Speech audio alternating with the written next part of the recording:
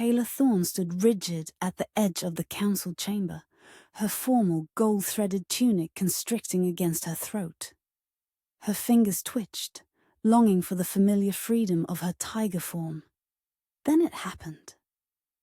I sensed him before I saw him, a scent carried on the night wind that sent a primal warning through my veins.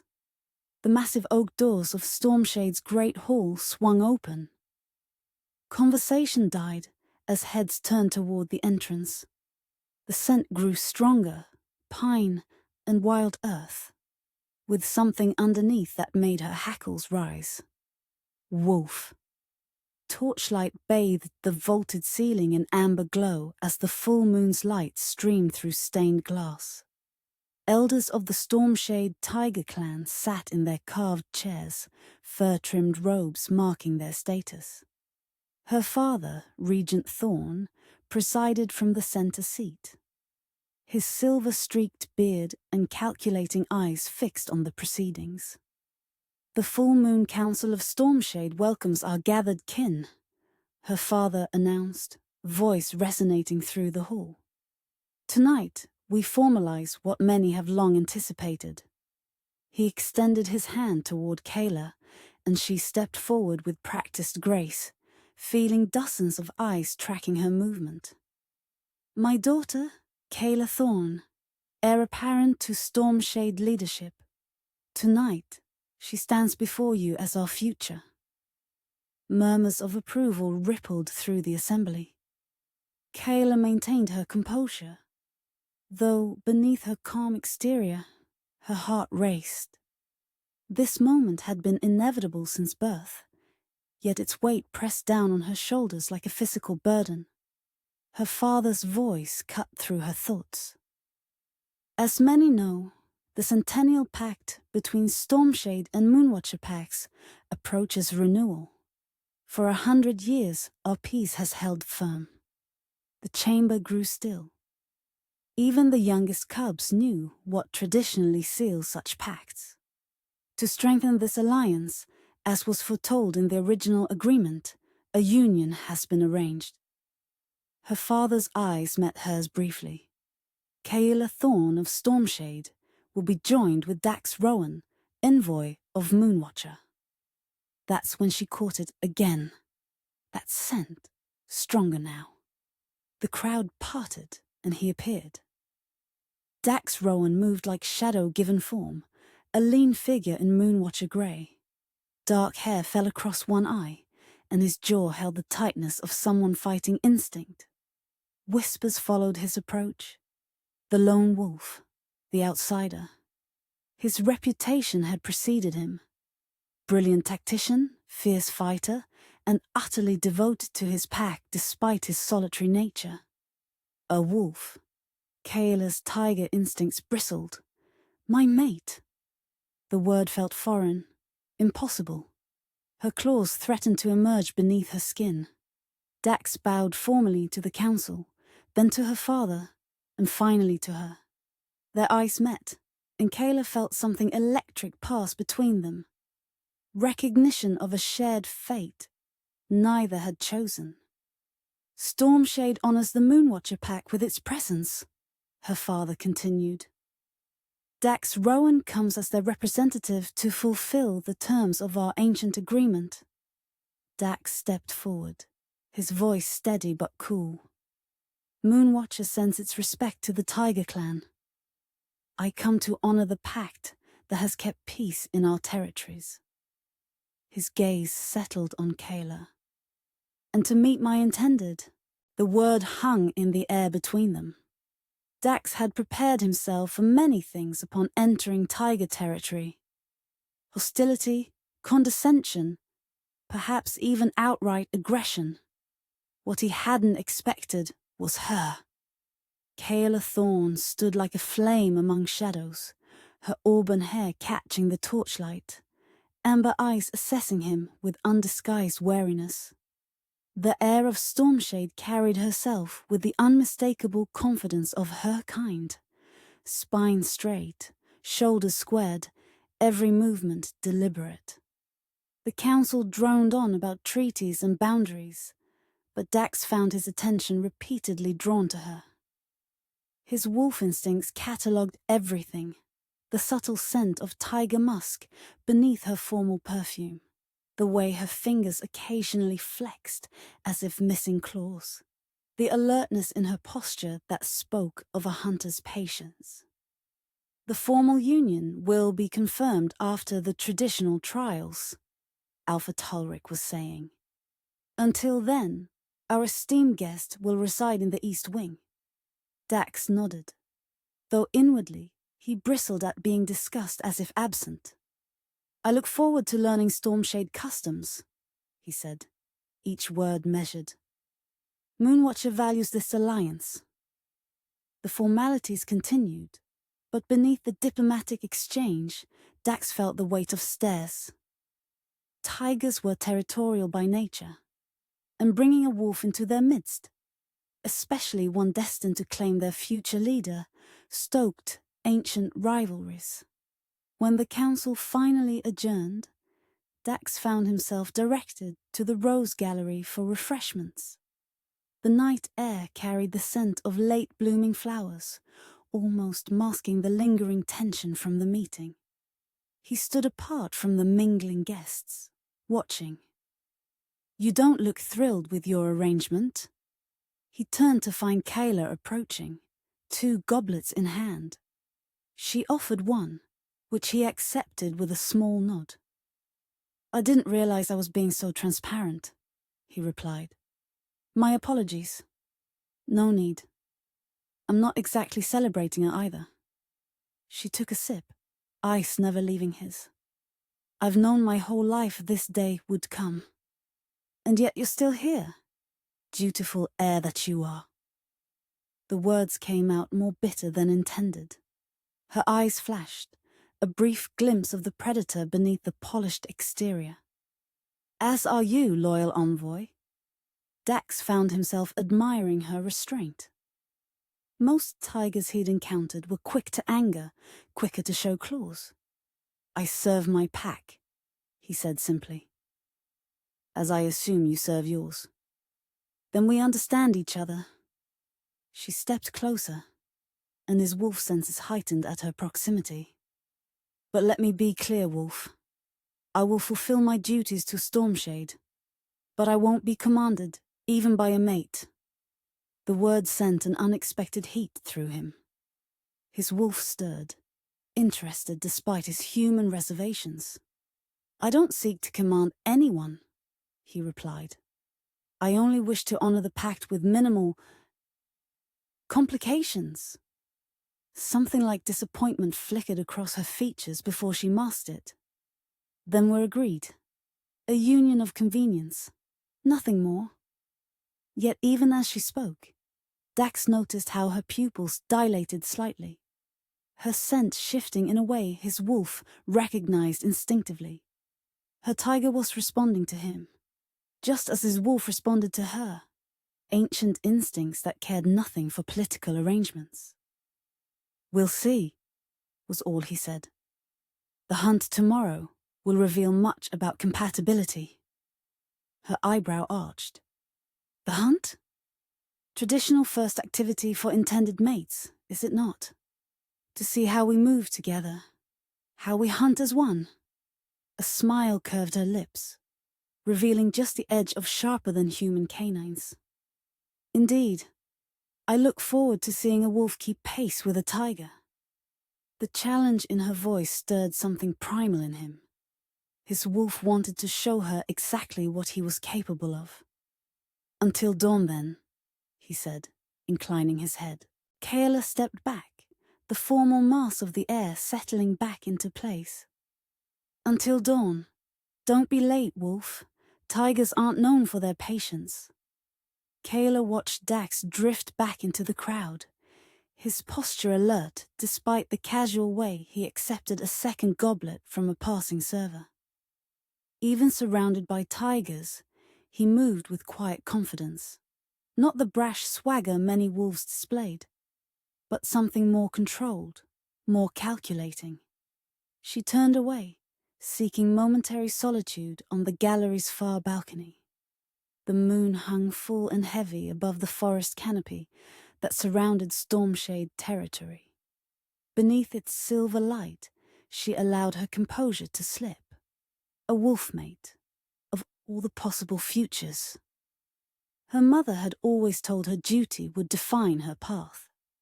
As heir to Stormshade, personal desires came second to pack needs. She had accepted this truth long ago, but facing the reality, standing before a wolf who would be her mate, made abstract duties suddenly, uncomfortably concrete. "You're handling this better than expected," came a familiar voice. Kaela didn't turn as her cousin Lyra joined her at the balcony rail. "Am I? I feel like I'm wearing a mask that might crack any moment." "Well, it's a convincing mask." Lyra nudged her shoulder gently. "The wolf seems interesting. He's a Moonwatcher. They're all interesting in their way. Not like that one." Lyra's voice dropped. "I've heard stories about Dax Rowan. They say he's spent 3 years in the Northern Wastes alone, tracking rogue shifters who threatened pact territories." Kaela's curiosity piqued despite herself. Why would a pack wolf choose solitude? "That's the question, isn't it?" Lyra replied. "Perhaps you should ask your future mate." The word still caused an uncomfortable flutter in Kaela's chest. "He's not..." She stopped herself. By pack law, that's exactly what he would become. "He's watching you, you know," Lyra murmured. Kaela resisted the urge to turn. "Assessing his prize, no doubt." "I don't think so."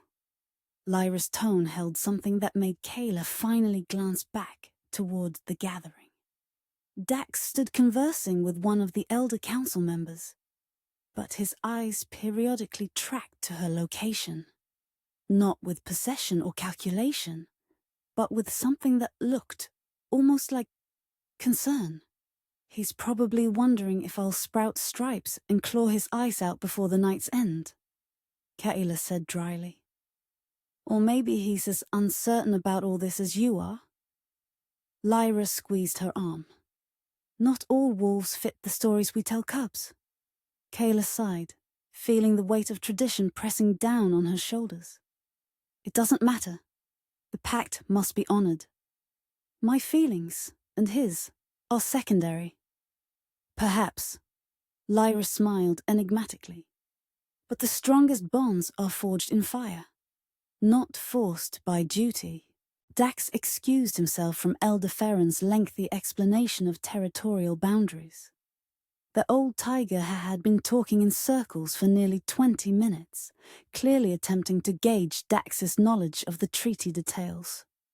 It was a test, one of many he expected to face during his stay. His eyes found Kaela again, standing at the far balcony with another tiger female. Even from this distance, he could see the tension in her shoulders, the way she held herself slightly apart from the festivities. It mirrored his own discomfort, though he suspected their reasons differed.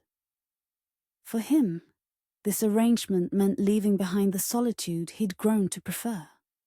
Years spent tracking alone through wilderness had changed him, made him more wolf than man in some ways. The politics of tiger society, all formal speeches and veiled intentions, felt suffocating after the honesty of the wild. Yet when his alpha had called, Dax answered. Duty ran deep in wolf blood. "She is formidable, is she not?" A deep voice interrupted his thoughts. Dax turned to find Regent Thorne himself, Kaela's father, standing at his side. He straightened instinctively.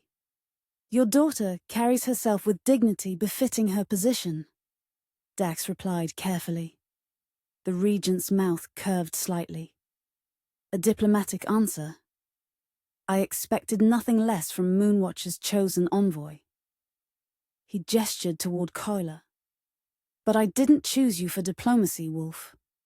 Dax waited, sensing there was more. "Times are changing. Old rivalries simmer beneath treaties. The pact between our packs must be more than words on parchment. The regent's eyes, so similar to Kaela's, fixed on Dax.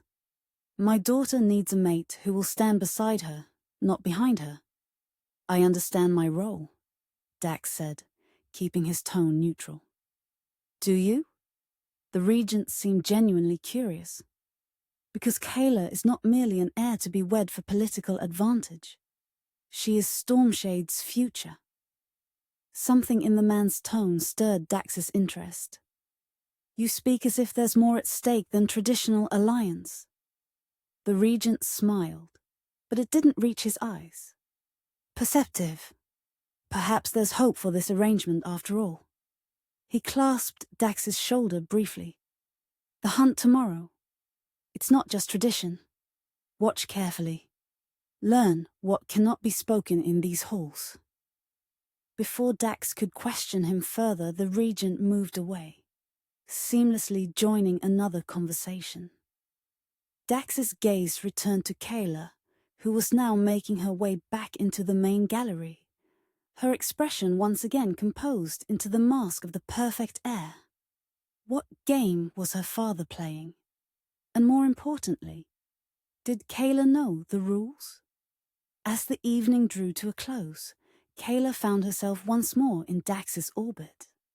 The gallery had emptied of all but a few stragglers, and moonlight streamed through the high windows, painting silver patterns across the stone floor.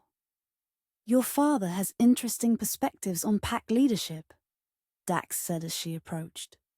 Kaela raised an eyebrow. He spoke with you? Briefly. Dax studied her, his grey eyes reflecting moonlight. He seems concerned about the future. All leaders worry about what comes after them, she replied carefully. It's the nature of responsibility. Is that why you agreed to this arrangement? Responsibility? The directness of his question caught her off guard. Most diplomatic discussions at Stormshade moved in spirals, approaching truths obliquely. Would you believe me if I said I had a choice? She asked. I would wonder what your other options were. Kaela found herself almost smiling. There weren't any. Not really. She moved to the window, gazing out at the moonlit grounds. But I've always known my path wasn't entirely my own to choose. Dax joined her, keeping a respectful distance. In that, we're not so different. For a moment, they stood in silence, the weight of duty settling around them both. Tomorrow's hunt, Kaela said finally. It's traditionally at first light, the eastern forest path. I'll be there. Dax's voice held something new. Determination, perhaps, or resolve. Whatever your father believes is coming, whatever test this hunt represents, I intend to prove myself worthy of this alliance. Kaela turned to study him fully. In the silvered light, with his guard momentarily lowered, she glimpsed something beyond the cold courtesy he'd maintained all evening. Something that stirred her tiger's interest. It's not about proving worth, Wolf, she said softly. It's about survival. Always has been. Then we'll survive together.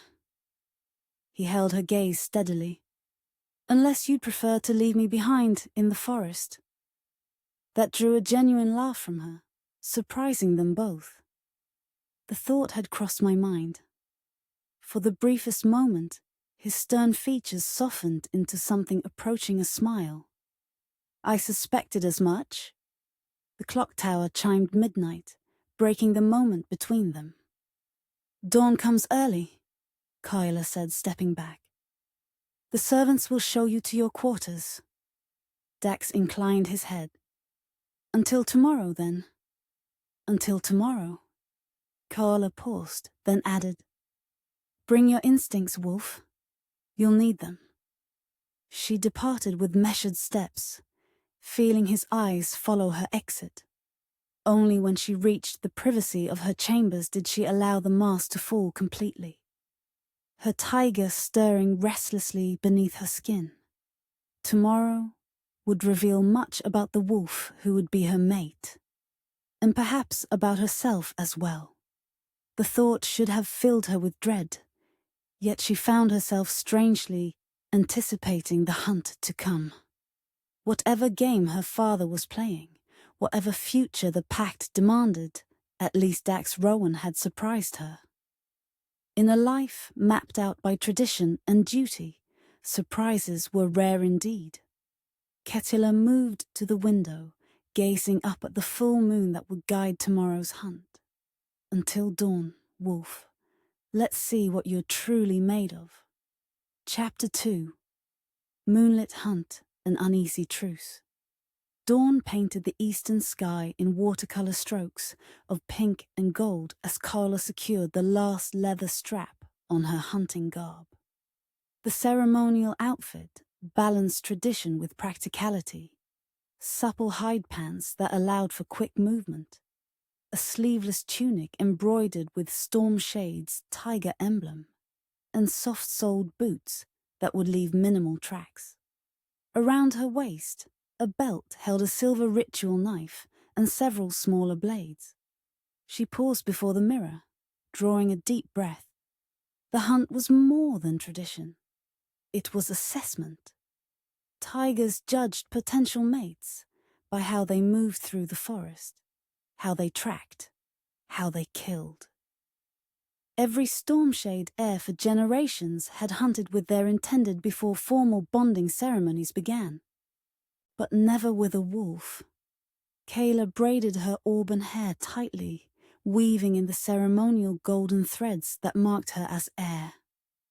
Her fingers moved automatically, while her mind circled the same question that had kept her awake most of the night. How could a wolf and tiger hunt as one when their very natures approached the chase so differently? A soft knock interrupted her thoughts. "Enter!" she called. Lyra appeared, carrying a small wooden box. The regent sensed these. Inside lay 2 glass vials on a bed of velvet, blood-bonding drops, ancient tiger magic for the ritual following a successful hunt. "He must be confident your wolf will perform adequately," Lyra remarked. "He's not my wolf," Kaela replied automatically, securing the box in her belt pouch. "And father hasn't left much to chance. The elders will be watching from the observation ridge." Kaela's jaw tightened. Of course they will. She pulled on fingerless leather gloves, flexing her hands to ensure movement for her claws if needed. Tigers rarely shifted fully during ceremonial hunts. Tradition dictated maintaining mostly human form, with selective shifting of features as required. It demanded precision and control. "Do you think he knows our ways?" Lyra asked. "The wolves hunt differently." "That's what today will determine."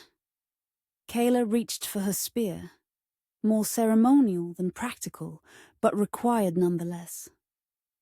Whether this alliance has any hope of success.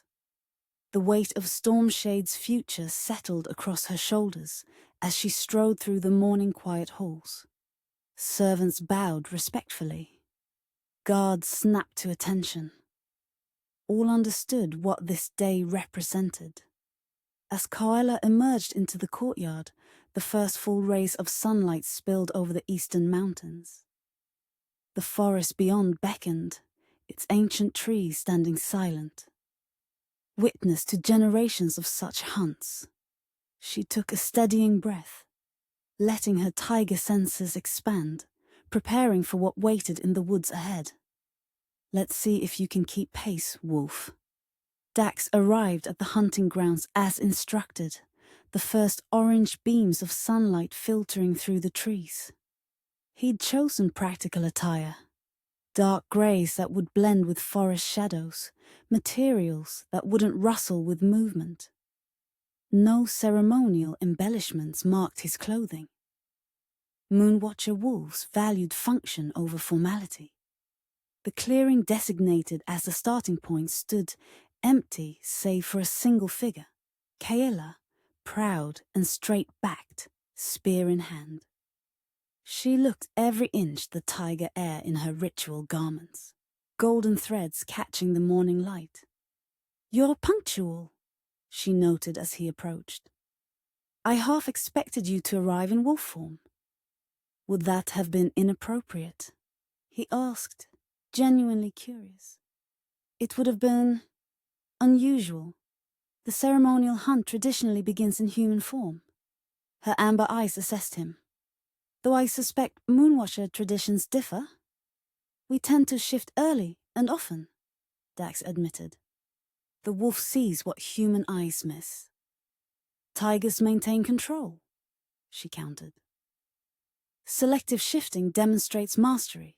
He recognized the subtle challenge in her words. Different approaches, different values. The first of many divides they would face. "The elders?" he asked, noting her periodic glances toward a distant ridge. "Observing, as is custom." Dax nodded, unsurprised.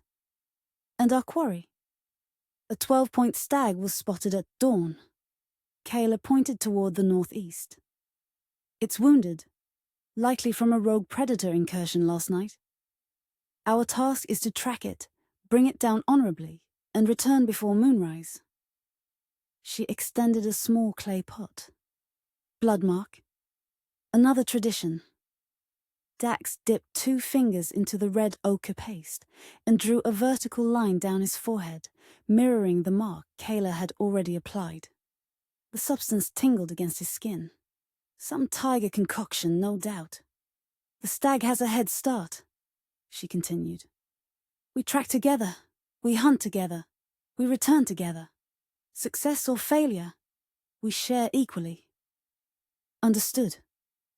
Without further discussion, Kaela turned and entered the forest. Dax followed, immediately noting the change in her movement. Gone was the formal measured stride of the council hall. Here, she moved like what she truly was, a predator in her element. The formal stillness of their meeting dissolved as they crossed the invisible boundary that separated ceremonial space from hunting ground. This was no longer about diplomacy or appearance. This was primal. The chase, the hunt, the kill. Dax matched her pace, staying close enough for unity, but giving her space to track. Within minutes, they found the stag's trail. Broken twigs, disturbed earth, and the unmistakable scent of wounded prey.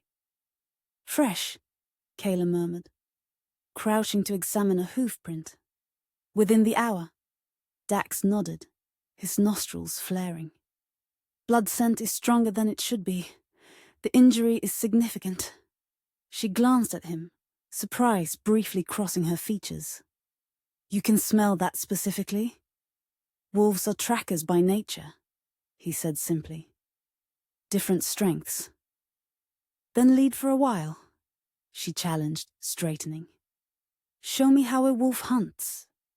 Dax hesitated only a moment before accepting the invitation. He moved ahead, following the scent trail with easy confidence. Where Kaela had been examining physical signs, broken vegetation, prints in soft earth, Dax tracked primarily by scent, with occasional visual confirmation. They moved deeper into the forest, the sun climbing higher overhead. The stag was moving northeast, toward rockier terrain, smart, for a wounded animal seeking to break its scent trail. "It's trying to reach higher ground," Kaela observed as they paused at a small stream. "Typical defensive behavior." Dax knelt, examining the water's edge. "It crossed here, but the currents washed away any blood. We'll need to—" He stopped abruptly, his wolf senses suddenly alert. Something wasn't right. A metallic scent that didn't belong. A too-perfect arrangement of leaves. Kaela stepped forward. "What is it?" "Wait!" Dax threw out an arm to stop her, but his warning came too late. A metallic snap echoed through the forest as the ground gave way beneath him. Pain lanced through his leg as steel teeth clamped around his ankle. A hunter's snare, expertly concealed.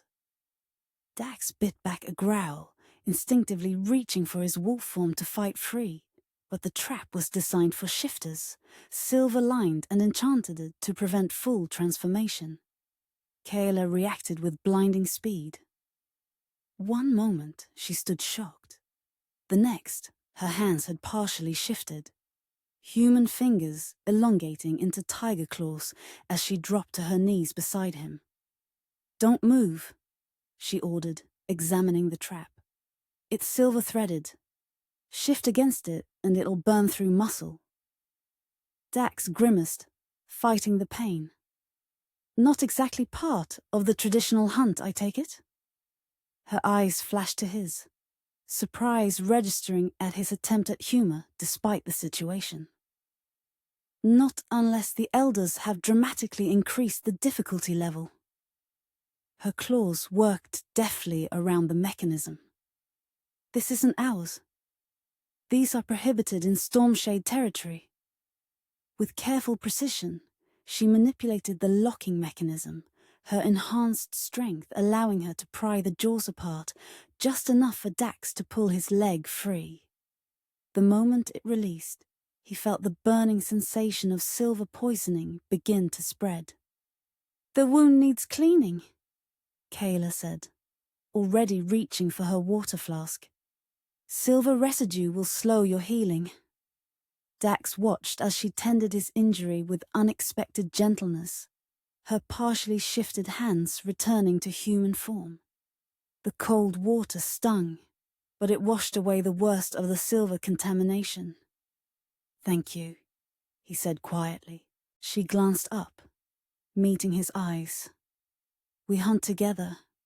We return together. I meant what I said." Something shifted between them in that moment. The first crack in the formal politeness they'd maintained. "Who would set traps in Stormshade territory?" Dax asked, as she bound his ankle with a strip of cloth from her pack. "Someone who doesn't want this hunt to succeed." Kaela's voice held controlled anger. "Someone who opposes the alliance." The realization hung between them. The union wasn't universally welcomed. Not by all tigers, not by all wolves. "Can you continue?" she asked, finishing the bandage. Dax tested his weight on the injured leg. The silver burn remained, but the physical damage was minimal. "I can. It will heal." Kaela nodded, helping him stand. For a brief moment, they remained close, her hand steadying his arm, the scent of tiger and woman filling his senses. "I've never seen a tiger shift so precisely," he said. "Just the claws, nothing else." A hint of pride touched her features. "Control is everything to us. Partial shifting is one of the first skills tiger cubs master." "Wolves tend toward all or nothing," Dax admitted. "It makes us faster in battle, but perhaps less adaptable." They resumed tracking, moving more cautiously now, alert for additional traps. The stag's trail led them up a gradual incline, rocky terrain replacing the dense forest floor. "You mentioned pack burdens earlier," Kaela said after they'd walked in silence for some time. "What did you mean?" Dax considered his answer carefully. This wasn't mere conversation. It was assessment of another kind. "I lost my parents in the northern border conflict," he finally said. "I was raised by the Pack Alpha, trained as his potential successor." "But you're here instead," she observed. "As envoy, not heir." "I chose a different path." The memories surfaced, painful still, after all these years. After tracking rogue shifters in the northern wastes, I found it difficult to readjust to pack life. My strengths were better used in service than leadership. Kaela's expression softened almost imperceptibly. "Solitude changes a person." "You speak from experience?" She nodded, surprising him with her candor. My mother died when I was young. As heir, I was raised separately from other cubs. Different training, different expectations. It creates a certain isolation, even surrounded by pack. The burden of future leadership, Dax said, understanding in his voice. A burden we both carry, it seems. Though in different ways. They crested a rocky outcropping, and Dax suddenly raised a hand, signaling silence.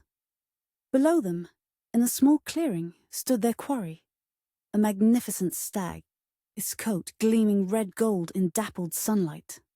The wound on its flank was clearly visible, still seeping blood.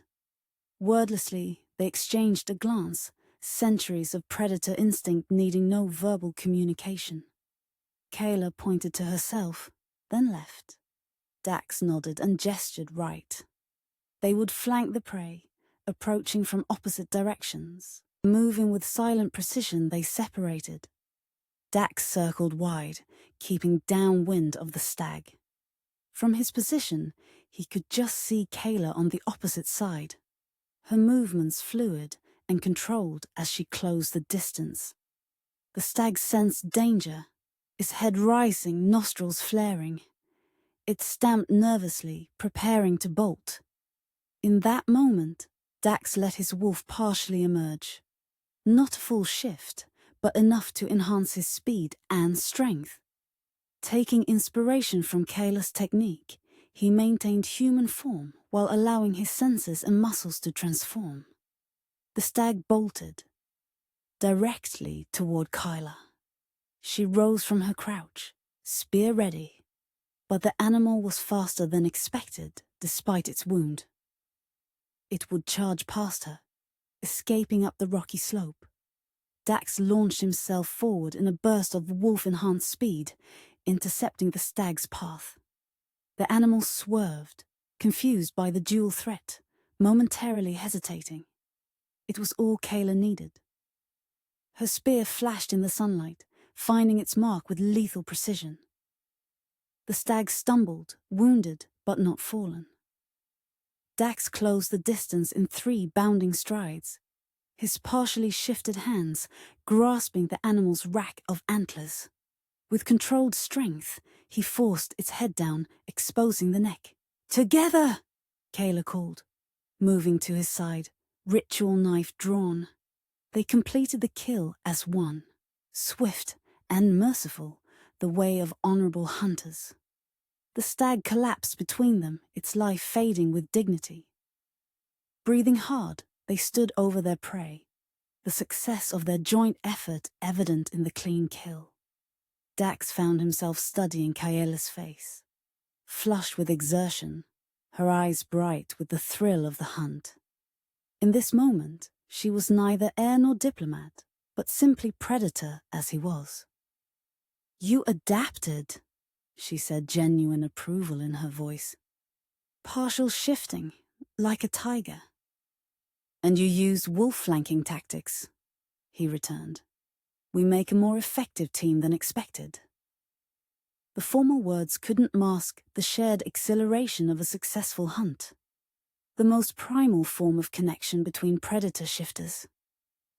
Kaela retrieved the wooden box from her belt pouch. "The ritual requires blood bonding," she explained, opening it to reveal the glass vials. A drop of the stag's blood, mixed with ours, symbolic unity between hunters and prey, life and death. Dax nodded, familiar with similar wolf rituals. He watched as she collected the stag's blood in a small ceremonial bowl, then added a drop from each vial. With her ritual knife, she made a small cut on her palm, adding her blood to the mixture. She offered the knife to Dax, her eyes holding his. This was no mere formality. Blood rituals carried power in the shifter world. He accepted the blade, making a similar cut across his palm. Their blood mingled with the stag's in the bowl, 3 essences becoming one. "By blood shed, the hunt is honored," Kaela recited, dipping her fingers in the mixture and drawing a symbol on the stag's forehead. "By hunt-honored bonds are forged." Dax echoed the ritual words, surprising her. By bonds forged, pacts are strengthened. He'd studied Stormshade traditions before arriving, knowledge as valuable as any weapon. She smiled, a genuine expression that transformed her features. Perhaps wolves and tigers aren't so different after all. The moment of connection lingered between them as they prepared the stag for transport back to Stormshade. Together they worked efficiently, wrapping the kill and constructing a simple drag sled from branches. As they finished, Dax paused, his head lifting suddenly. On the wind came a sound that chilled his blood. Wolf howls, but not the familiar calls of Moonwatcher Pack. "Rogues," he said, his body tensing. "At least 3, maybe 4. Kaela's expression darkened. "First a trap, now this. Someone doesn't want us returning successful." Storm clouds gathered on the horizon, casting the forest in premature shadow. The distant howls came again, closer this time. "We need to move," Dax said, securing the last knot on their makeshift sled. "They're tracking us." "Let them come," Kaela replied, a dangerous edge to her voice. "This is Stormshade territory." "And I'm Moonwatcher," Dax reminded her. "An outsider. If something happens to me during this hunt..." Understanding dawned in her eyes. The alliance would be questioned. Tensions would rise. Exactly what someone wants. They locked eyes, a silent communication passing between them. Without words, a pact formed.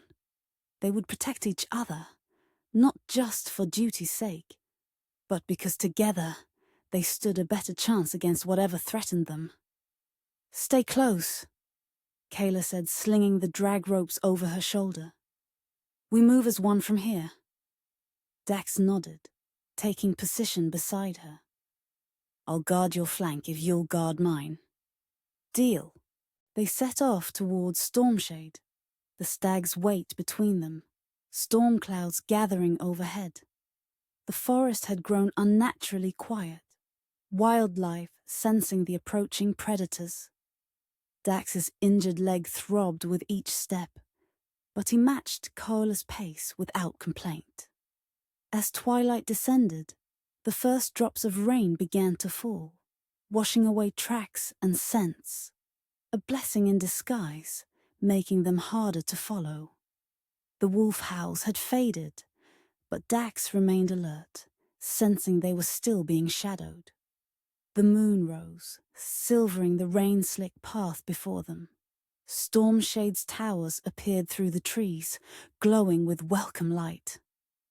"We made it," Kaela said, relief coloring her voice. Dax glanced at her rain-soaked form, noting how she had positioned herself between him and the forest's edge throughout their return journey, protecting him, even while feigning casual vigilance. "Together," he replied simply, the word carrying new weight after the day's events. Side by side, they crossed the final stretch of forest, emerging into the cleared lands surrounding Stormshade.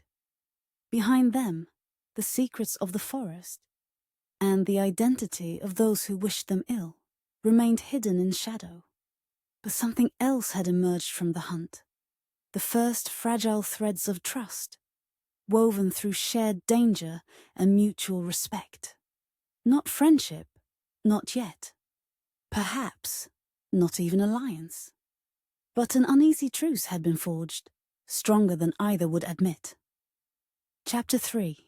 Diplomatic Feast and Growing Curiosity. Candlelight transformed Stormshade's great hall into a tapestry of gold and shadow. Ancient chandeliers hung from vaulted ceilings, their flames reflecting in polished stone and gleaming silver. Tiger banners in amber and black draped the walls, interspersed with the silver-grey standards of Moonwatcher Pack. a visual representation of the alliance they gathered to celebrate. Kaela stood at the entrance, greeting guests in formal Stormshade regalia. Her dress combined traditional elements with subtle authority. Flowing crimson silk embroidered with gold thread, fitted bodice accentuating her athletic frame. Sleeves that ended just below her elbows to display the ceremonial hunt bracelet she now wore. The ruby pendant at her throat, her mother's, completed the ensemble, marking her as heir to Stormshade leadership. "You look every inch the future alpha," Lyra murmured beside her. "The council elders can't stop preening. Let's hope the evening's success extends beyond appearances," Kaela replied, scanning the gathering crowd. Tiger nobility filled most of the hall. Elders in formal robes, warriors in ceremonial armor, young tigers eager to assess the Moonwatcher delegation. The wolves had arrived an hour earlier, a smaller but striking contingent. They moved differently through the space, less concerned with ceremony, more attentive to exits and defensive positions. Kaela spotted Dax across the room, deep in conversation with a Stormshade elder. Unlike the other wolves who wore traditional Moonwatcher grey, he had chosen a midnight blue tunic with silver accents, acknowledging the occasion while maintaining subtle distinction. His injured leg showed no sign of weakness, though she knew silver wounds healed slowly even for alphas. As if sensing her attention, he glanced up, meeting her gaze across the crowded hall. Something electric passed between them, recognition perhaps of their shared secret. The hunt had changed things. Though neither had acknowledged it aloud, the successful hunt has silenced many critics, Lyra observed, following Kaela's line of sight. Though not all. Traps and rogue wolves aren't easily forgotten, Kaela said quietly. Someone went to considerable effort to sabotage us. Yet you returned victorious side by side. Lyra smiled. Quite the romantic tale. Kaela shot her a warning look. It was duty, not romance. If you say so. Lyra's expression remained doubtful. Though I've never seen you look at duty quite that way before. Before Kaela could respond, her father approached, resplendent in regent's attire. Talric Thorne commanded attention without effort, silver-streaked hair pulled back in a formal queue, amber eyes sharp as ever. His bearing that of a leader who had guided Stormshade through decades of peace and prosperity.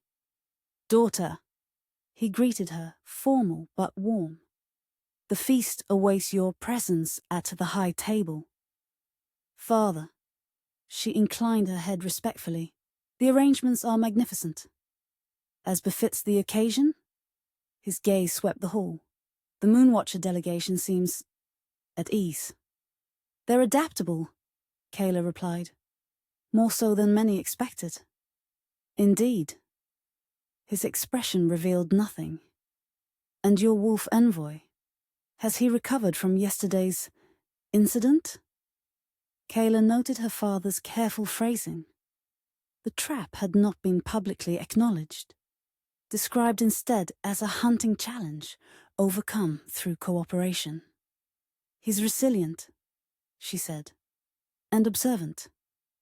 Qualities valuable to both our packs." "Qualities valuable in a mate?" her father pressed, studying her reaction. Kaela maintained her composed expression. "Qualities valuable in an ally, which is what the pact requires." Talric's mouth curved slightly.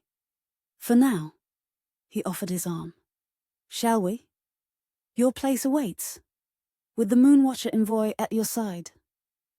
The feast progressed with practiced formality.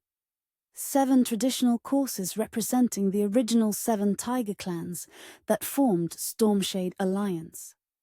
Kaela navigated the complex social currents from her position at the high table, seated between her father and Dax. Wolf and tiger representatives alternated down the length of the table, a visual reminder of the integration they sought.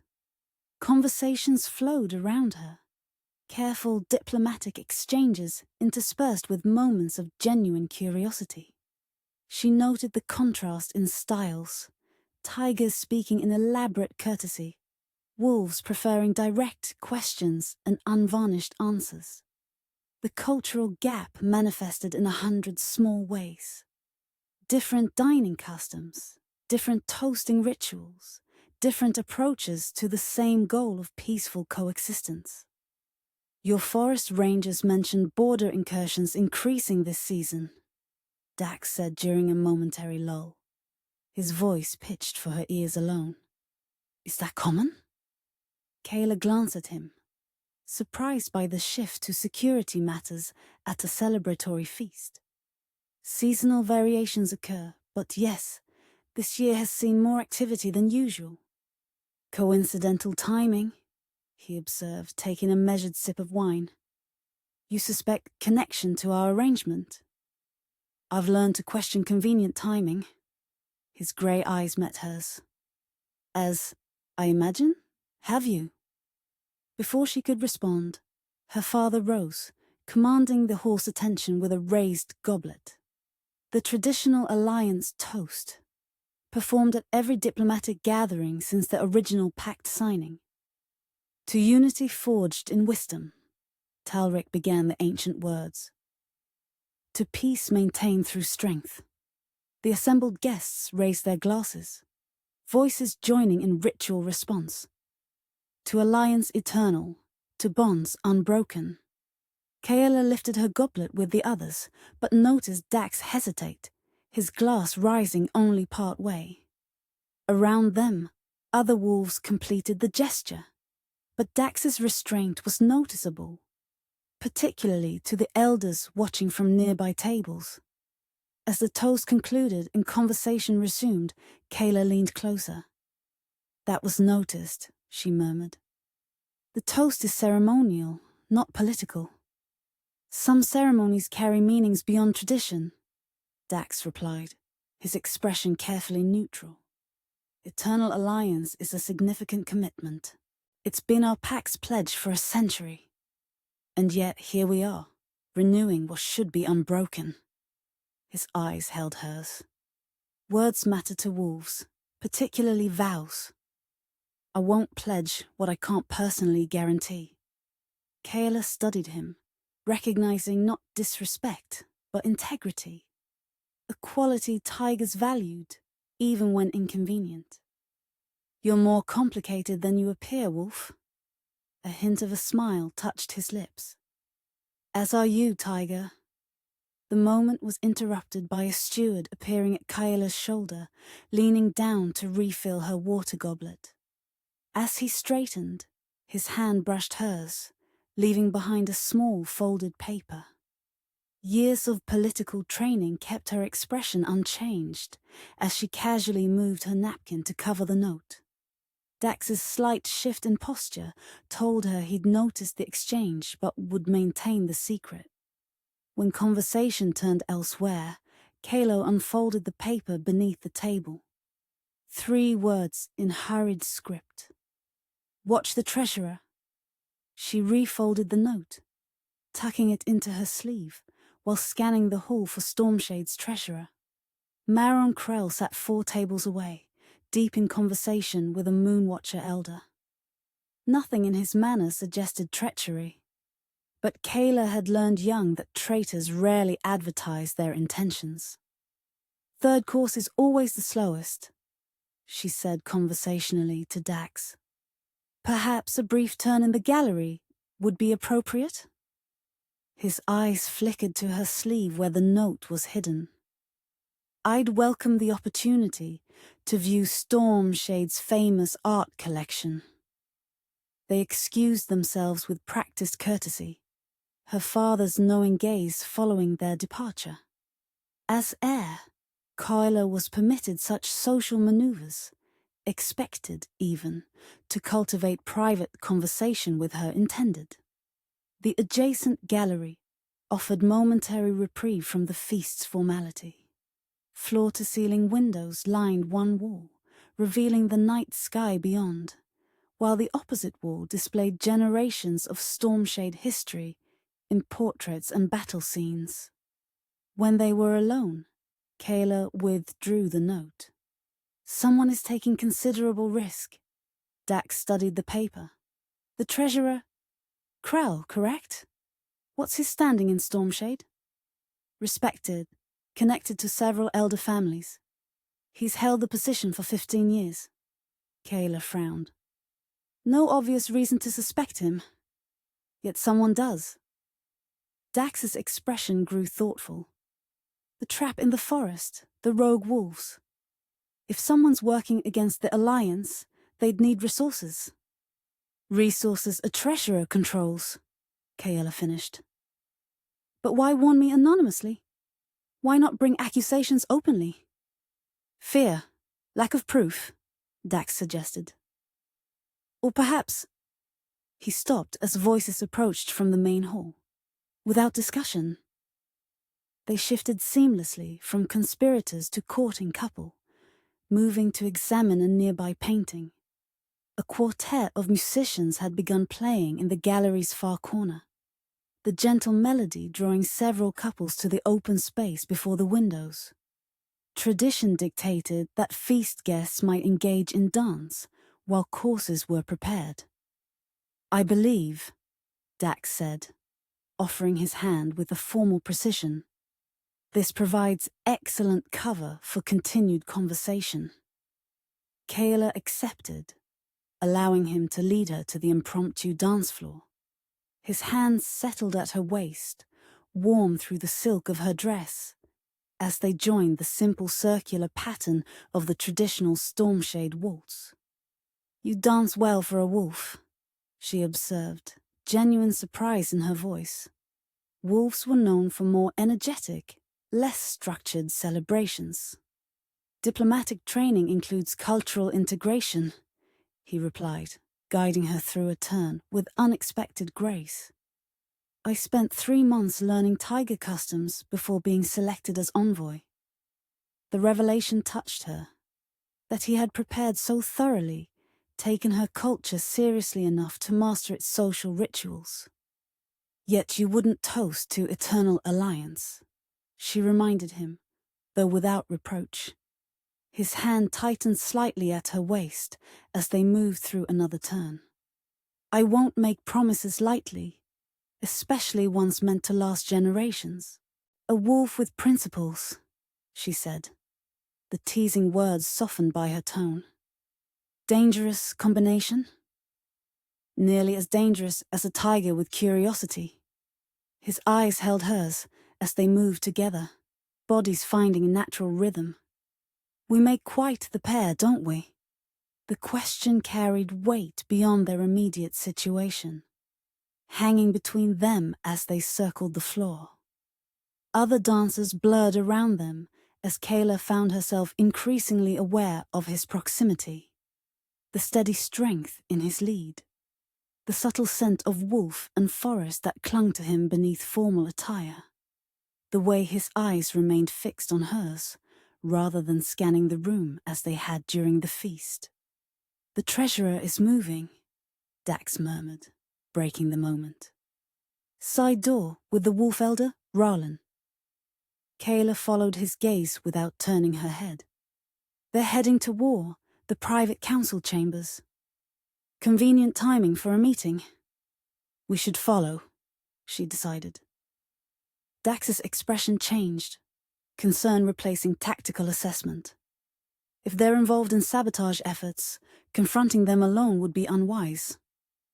Not confronting, observing, Kaela corrected. The council chamber has a viewing alcove, used by scribes during formal meetings. They completed the dance with deliberate casualness, then moved toward the side corridor as if seeking privacy of their own.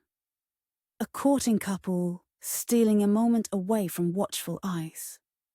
No one would question such behavior, particularly from newly introduced mates. The corridor beyond the gallery darkened as they moved away from the feast, sconces placed at wider intervals. Kaela led the way, with confidence born of growing up within these walls, making 2 quick turns before pausing at a heavy wooden door. The treasurer has substantial authority in both packs, Dax said quietly, as they paused in the shadows.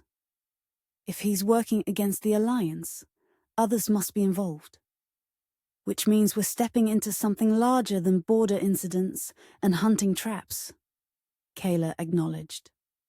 Dax's hand caught hers, surprising her with the sudden contact. "Be careful," he said, voice low and intense. "Alliance aside, your safety matters?" The unexpected concern in his tone, personal rather than political, caught her off guard.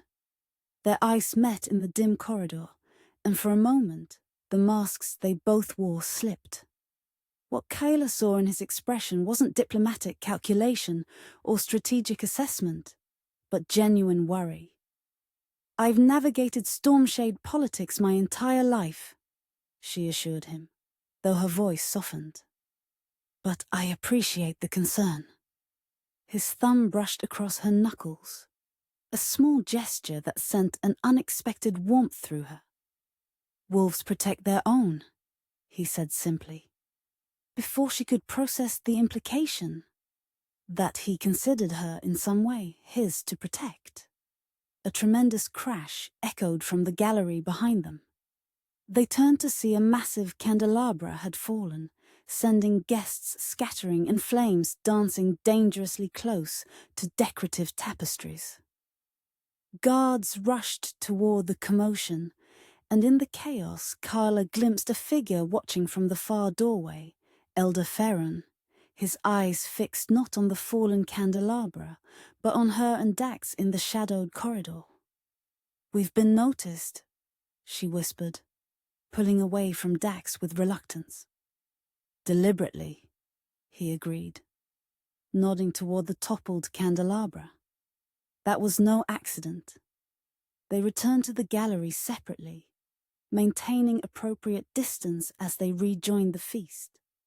The incident was already being dismissed as servant carelessness, the flames extinguished before causing significant damage. But the warning was clear. They were being watched, their movements tracked. Someone had deliberately interrupted their pursuit of the treasurer. For the remainder of the evening, Kaela played her role perfectly. The gracious heir, the diplomatic host, while her mind raced with implications. The note, the treasurer's secretive meeting, the accidental interruption. Pieces of a puzzle she couldn't yet assemble. As the feast concluded and guests began departing, she caught Dax's eye across the thinning crowd. No words passed between them, but understanding did. They would continue this investigation together. Hours later, in the solitude of her chambers, Kaela stood at the window overlooking moonlit gardens. Her fingers absently traced the spot where Dax's hand had held hers, the memory of his touch lingering like a physical presence. "Wolves protect their own," he had said. The words echoed in her mind, stirring something unexpected. Not just political alliance or convenient arrangement, but possibility. Dangerous territory for a tiger heir. To think of a wolf as anything more than duty required. Yet as she gazed at the waxing moon, Kaela found herself wondering what it might mean to be claimed, not by treaty or tradition, but by choice. By his choice, by hers. The thought should have disturbed her. Instead, it sent a thrill of anticipation through her veins that had nothing to do with politics and everything to do with the wolf who had looked at her with genuine concern in his eyes. Dangerous indeed, she thought, turning from the window. But as she prepared for sleep, Kaela found herself looking forward to tomorrow, with an eagerness that had been absent from her life for far too long. Chapter 4. Library Secrets and Midnight Stakeout. First light filtered through stained glass windows, casting prismatic patterns across ancient tomes and leather-bound scrolls. Kaela had arrived in Stormshade's grand library before the sun, slipping past drowsy guards with practiced ease. Sleep had proven elusive after the feast. Her mind too occupied with treasury conspiracies and unexpected wolf encounters. She sat surrounded by historical treaties, financial records, and clan genealogies, the paper trail of a century-old alliance. Her hair was pulled back in a simple braid, formal attire exchanged for practical leggings and a loose tunic. A forgotten cup of tea cooled at her elbow. "Watch the treasurer," the note had warned. But for what? Treason required motive, and Maren Krell had served Stormshade loyally for 15 years. Kaela rubbed tired eyes, reaching for another ledger. This one, older than the others, its binding cracked with age, contained records from the last centennial pact renewal. Her fingers traced faded ink recording territorial concessions, hunting rights, and ceremonial exchanges. A discrepancy caught her attention. Several pages had been carefully removed, the binding threads neatly severed. The missing section would have detailed financial arrangements between packs. Interesting choice of morning reading. Kaela glanced up to find Dax standing in the doorway, dawnlight silhouetting his lean frame. Despite the early hour, he appeared alert, dressed in simple dark clothing that spoke of practicality rather than position. "How did you find me?" she asked, not bothering to hide her surprise. "Your scent." He approached, scanning the scattered documents. Tigers have distinctive trails, especially when preoccupied. The casual reference to her scent sent an unexpected warmth through her. Among shifters, tracking by scent was commonplace. Yet something about Dax following hers felt oddly intimate. "Find anything useful?" he asked, taking the seat across from her. "Perhaps." She indicated the damaged ledger. "Records from the last pact renewal, with key financial sections removed." Dax leaned closer, examining the cut binding. "Recent work? The threads are cleanly severed, not worn through age." "Someone doesn't want us reviewing previous arrangements." Kaela frowned. "But the treasurer would have legitimate access to these records. Why tamper with them instead of simply restricting access? Unless what was recorded wasn't legitimate to begin with." Dax withdrew a folded paper from his tunic. "I spent last night making inquiries of my own." Kaela raised an eyebrow. "You have contacts in Stormshade territory?" "Wolves move between territories more freely than tigers realize," he replied with the hint of a smile. "Especially those with particular talents for information gathering." He unfolded the paper, revealing a crude map with several locations marked. "There's been unusual activity at the borders. Not just incursions, but coordinated movements. Multiple groups operating with inside knowledge of guard rotations. Someone's feeding information to outsiders," Kaela concluded, the implications settling like a weight in her stomach. "And using pack treasury resources to fund it." "Precisely."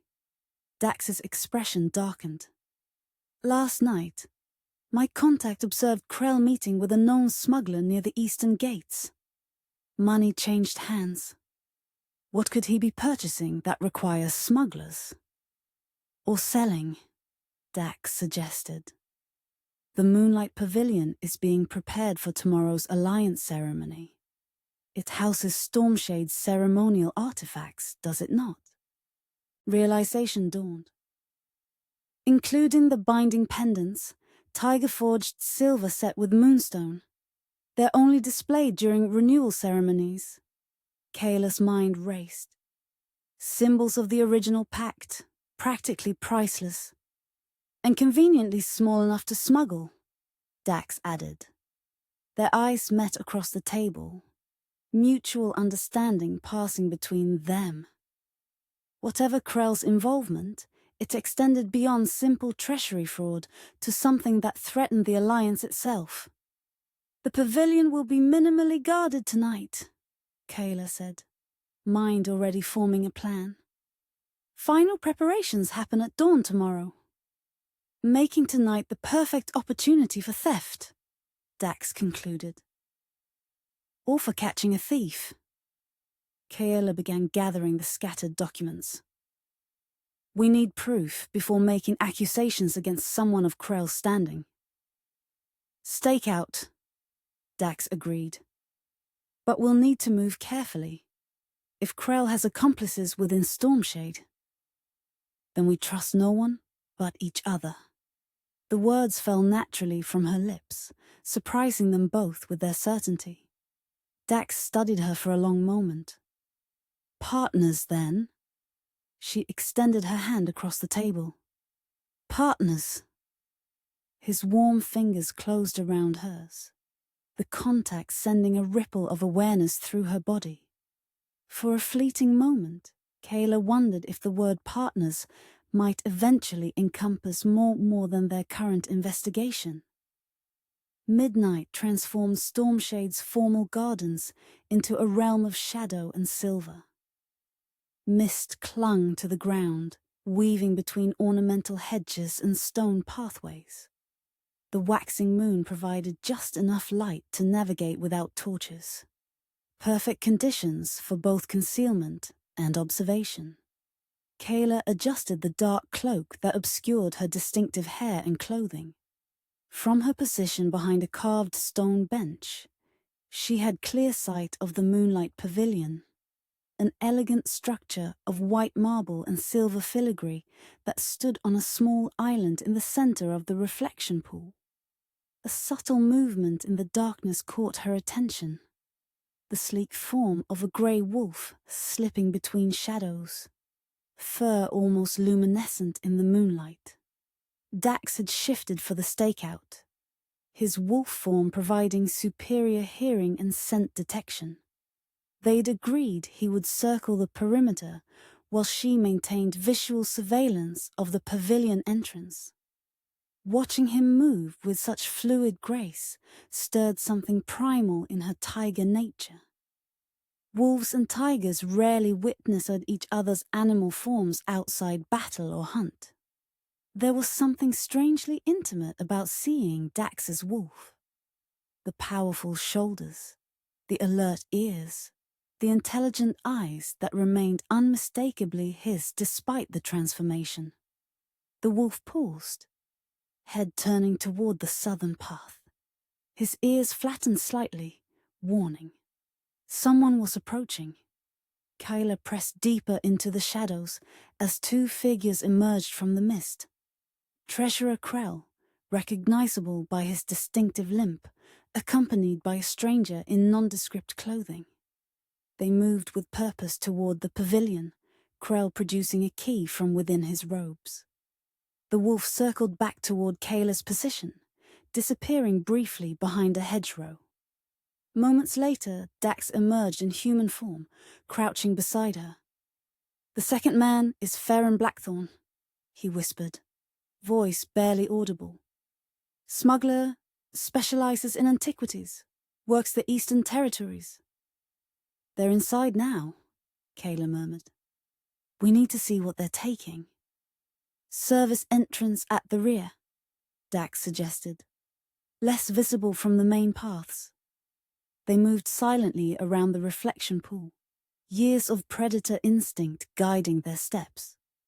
The pavilion's rear entrance stood slightly ajar, carelessness born of haste or confidence. Inside, voices echoed against marble walls.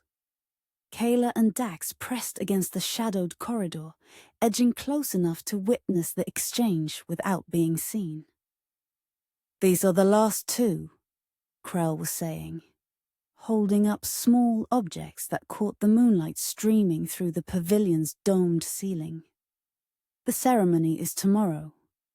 They'll be missed after that. My buyer doesn't care about your scheduling problems, the smuggler replied, opening a small leather case. Half now, half upon delivery to the border. Kaela strained to see what Krell held. Recognition sent a chill through her blood. The binding pendants, ancient symbols of the pact between Stormshade and Moonwatcher. Their theft would be discovered during tomorrow's ceremony, casting immediate suspicion on the Wolf delegation. Convenient timing, the smuggler continued, counting out gold coins.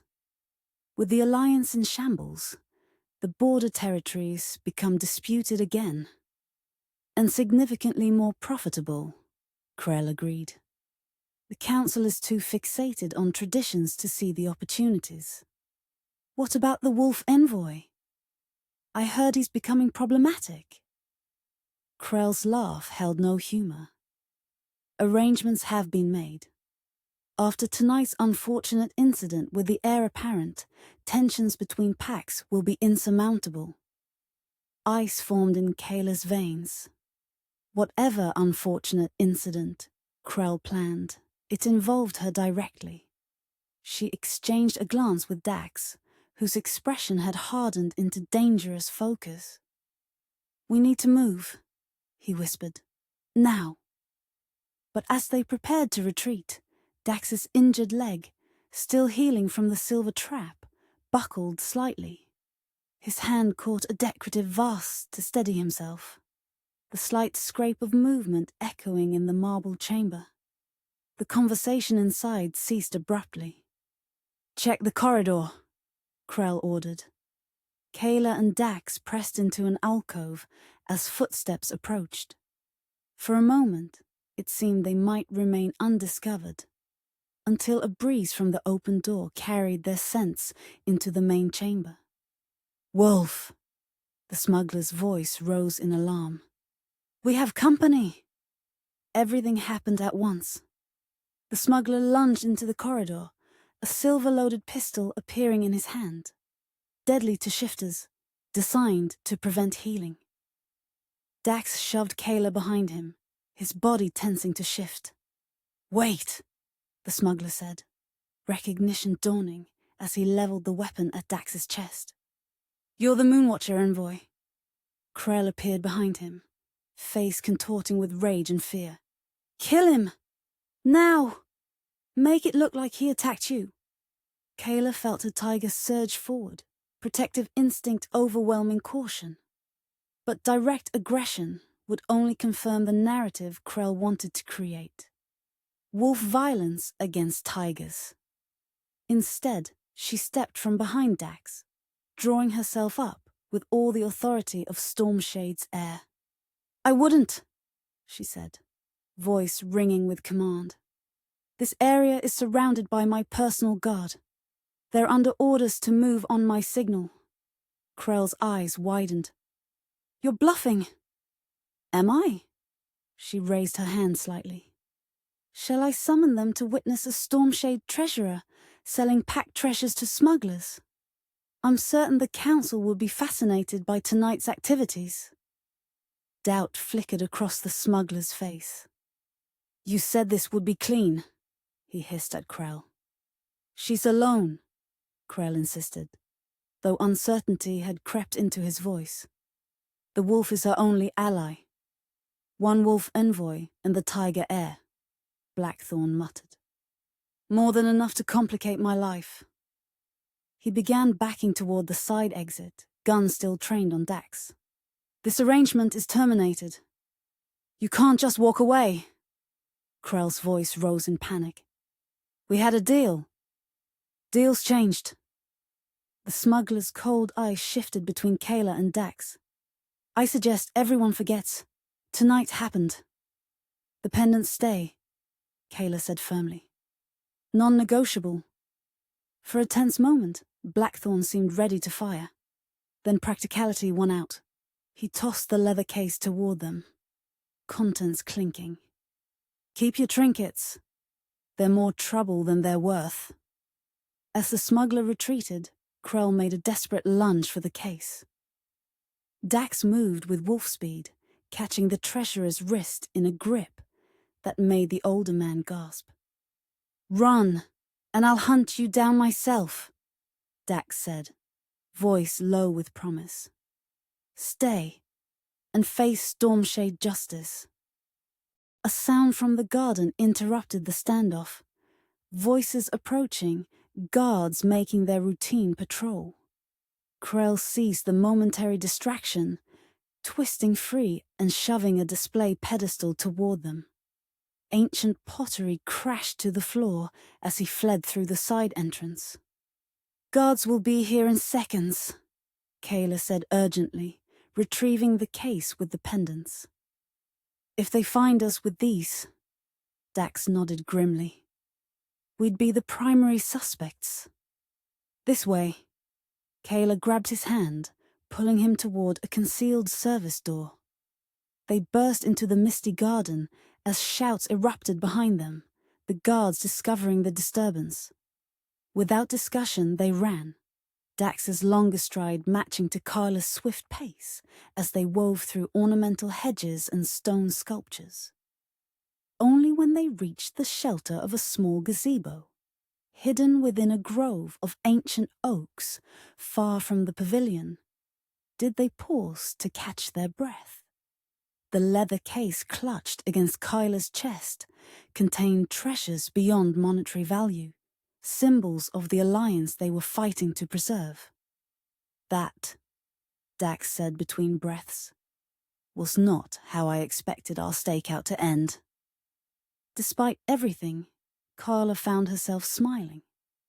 "No, theft, betrayal, and a midnight chase weren't in your diplomatic training. They covered basic treason response, but not how to handle accomplices with silver pistols." His attempt at humor faded as he studied her face in the dappled moonlight. "Are you all right?" The genuine concern in his voice touched something deep within her. "I'm fine, though I think my bluff about guards was more convincing than I expected." "It was brilliant," he said softly. "You were brilliant." Their eyes met, adrenaline and moonlight breaking down carefully maintained barriers.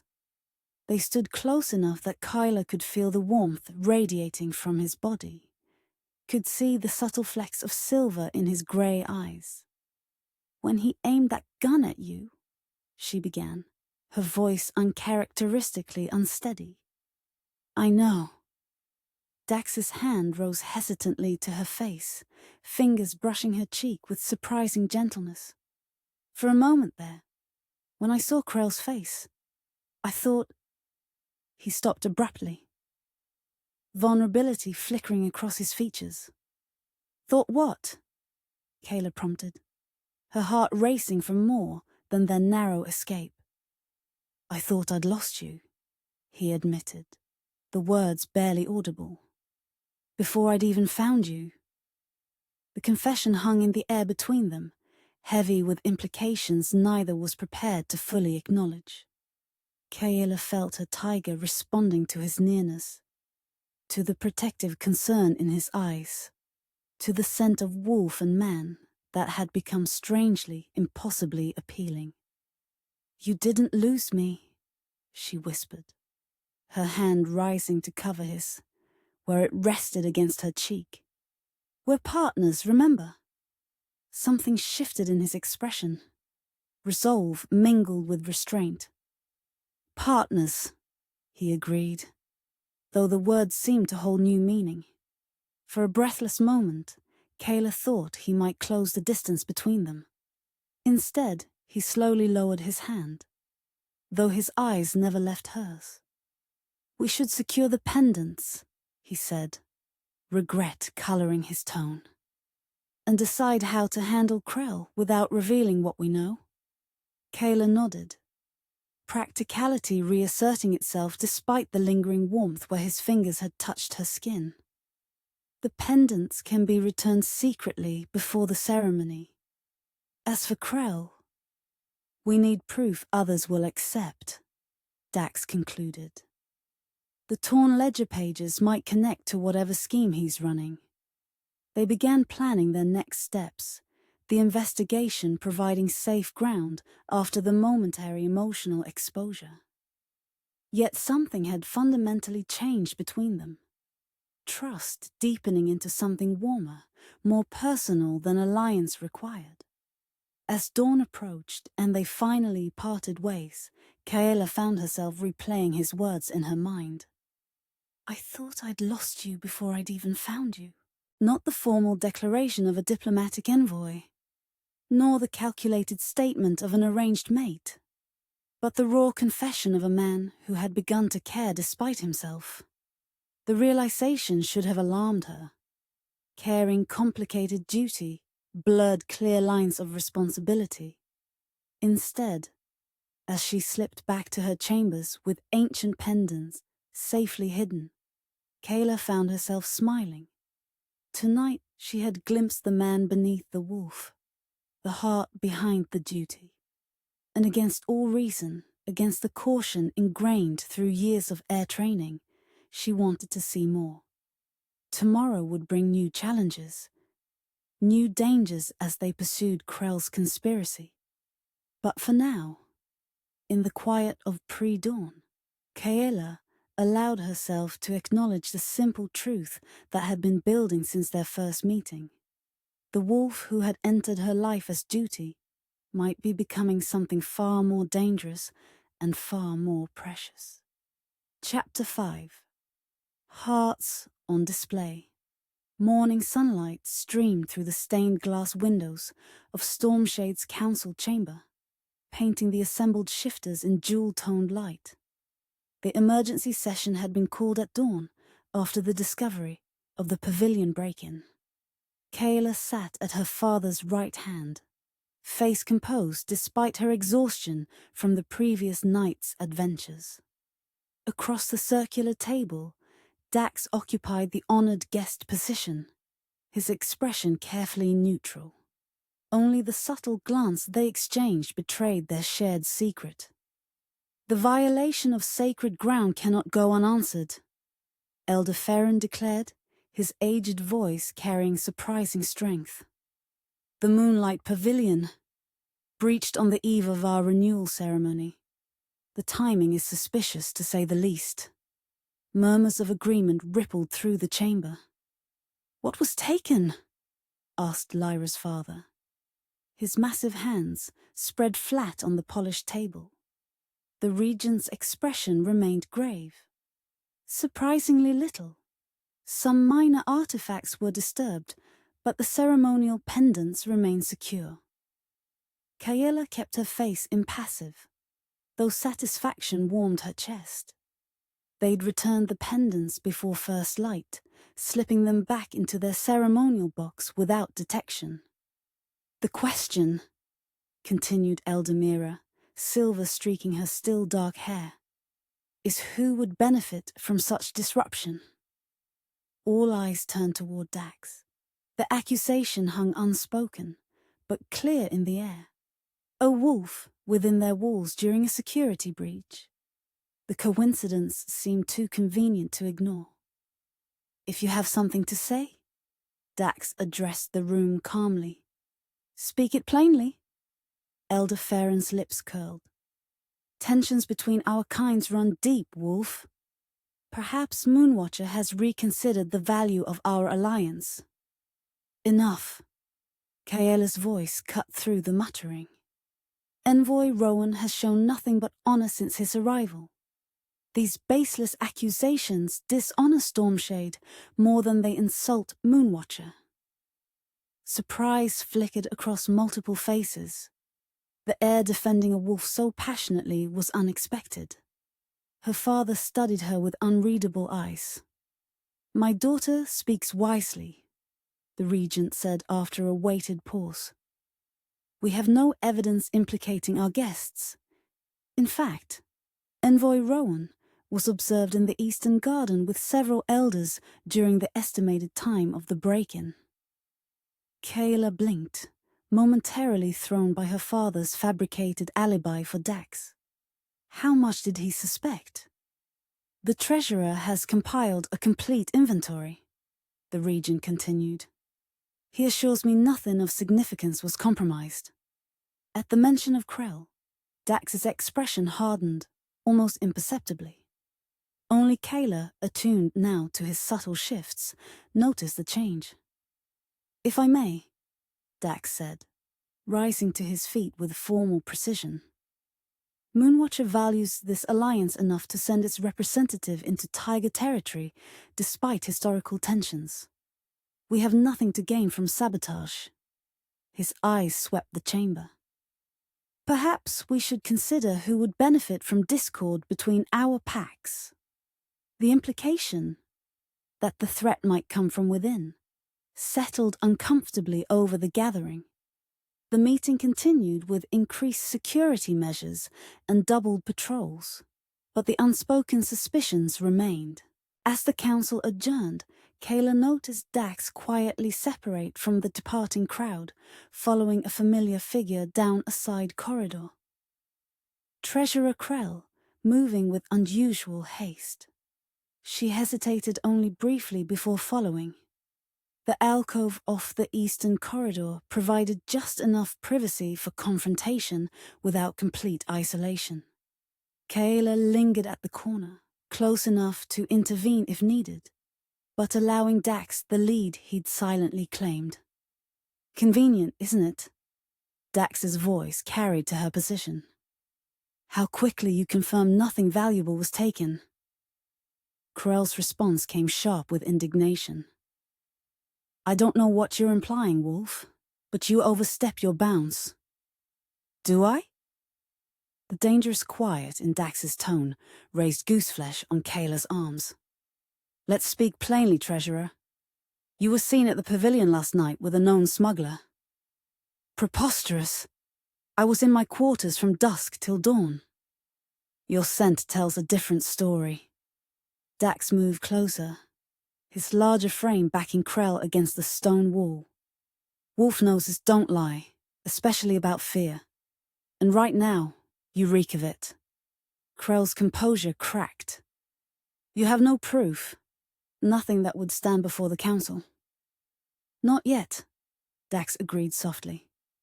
But wolves are patient hunters, Treasurer. We track our prey for days before striking. Threats now? How predictably wolfish. Despite his bravado, Krell's voice wavered. Perhaps the heir should know what kind of animal she's being bound to. The heir, Kaela said, stepping into view, is quite capable of making her own assessments. Krell paled visibly. Lady Thorne, Save it. Her eyes narrowed. You have 24 hours, Treasurer. Either provide a full accounting of your activities to my father, or Dax and I will do it for you. You would take a wolf's word over a tiger who has served your family for 15 years. I take honor over treachery, regardless of the form it wears. She stepped closer, allowing just a hint of her tiger to surface in her eyes. 24 hours. Krell's gaze darted between them, calculating his options. You've made a grave mistake, he finally said, straightening his robes with affected dignity. Both of you. He departed with stiff-legged haste, leaving them alone in the alcove. That was dangerous, Dax said quietly. We've shown our hand. We've put him on notice, Kaela corrected. Cornered prey makes mistakes. Dax's expression softened. Spoken like a true predator. Something warm flickered between them. Mutual respect and growing admiration. But the corridor offered too many ears for the conversation they needed to have. The eastern lawns, Kaela said. Dawn tomorrow. I find clarity through training. His eyes held hers, understanding the invitation beneath the statement. Until dawn, then. Sunrise painted the training grounds in honey gold light as Kaela moved through ancient tiger forms. Her body flowed from stance to stance, human shape occasionally blurring as selective shifts enhanced particular movements. Claws extending for a strike, muscles densifying for power, spine flexing with inhuman grace. The physical exertion cleared her mind, burning away the frustration of political maneuvering and half-truths. Here, in the dance of controlled aggression, she found her center. She sensed Dax before seeing him. That distinctive scent she'd come to recognize instantly. Without breaking her rhythm, she acknowledged his presence with a slight nod. Dax settled on a stone bench at the lawn's edge, content to observe. The quiet appreciation in his gaze added unexpected heat to her movements. "Impressive control," he remarked as she completed a complex sequence. "Most shifters favor either human or animal form. Your partial shifts are remarkable." Kaela accepted the water flask he offered, taking a measured drink. Tiger tradition values mastery over transformation. The true predator commands every aspect of their nature. "Different from wolves," Dax admitted. "We embrace the complete shift, the freedom of it." "Show me." The words escaped before she could reconsider. Surprise flickered across his features, followed by something warmer. Without hesitation, he stepped onto the training grounds, shrugging off his outer tunic. "Wolf forms are about speed and adaptation," he explained, rolling his shoulders. "Less about choreographed movements, more about instinctive response." As he began to move, Kaela understood the fundamental difference in their approaches. Where tiger forms were precise and powerful, Dax's wolf-influenced style flowed like water, continuous motion, each movement feeding into the next.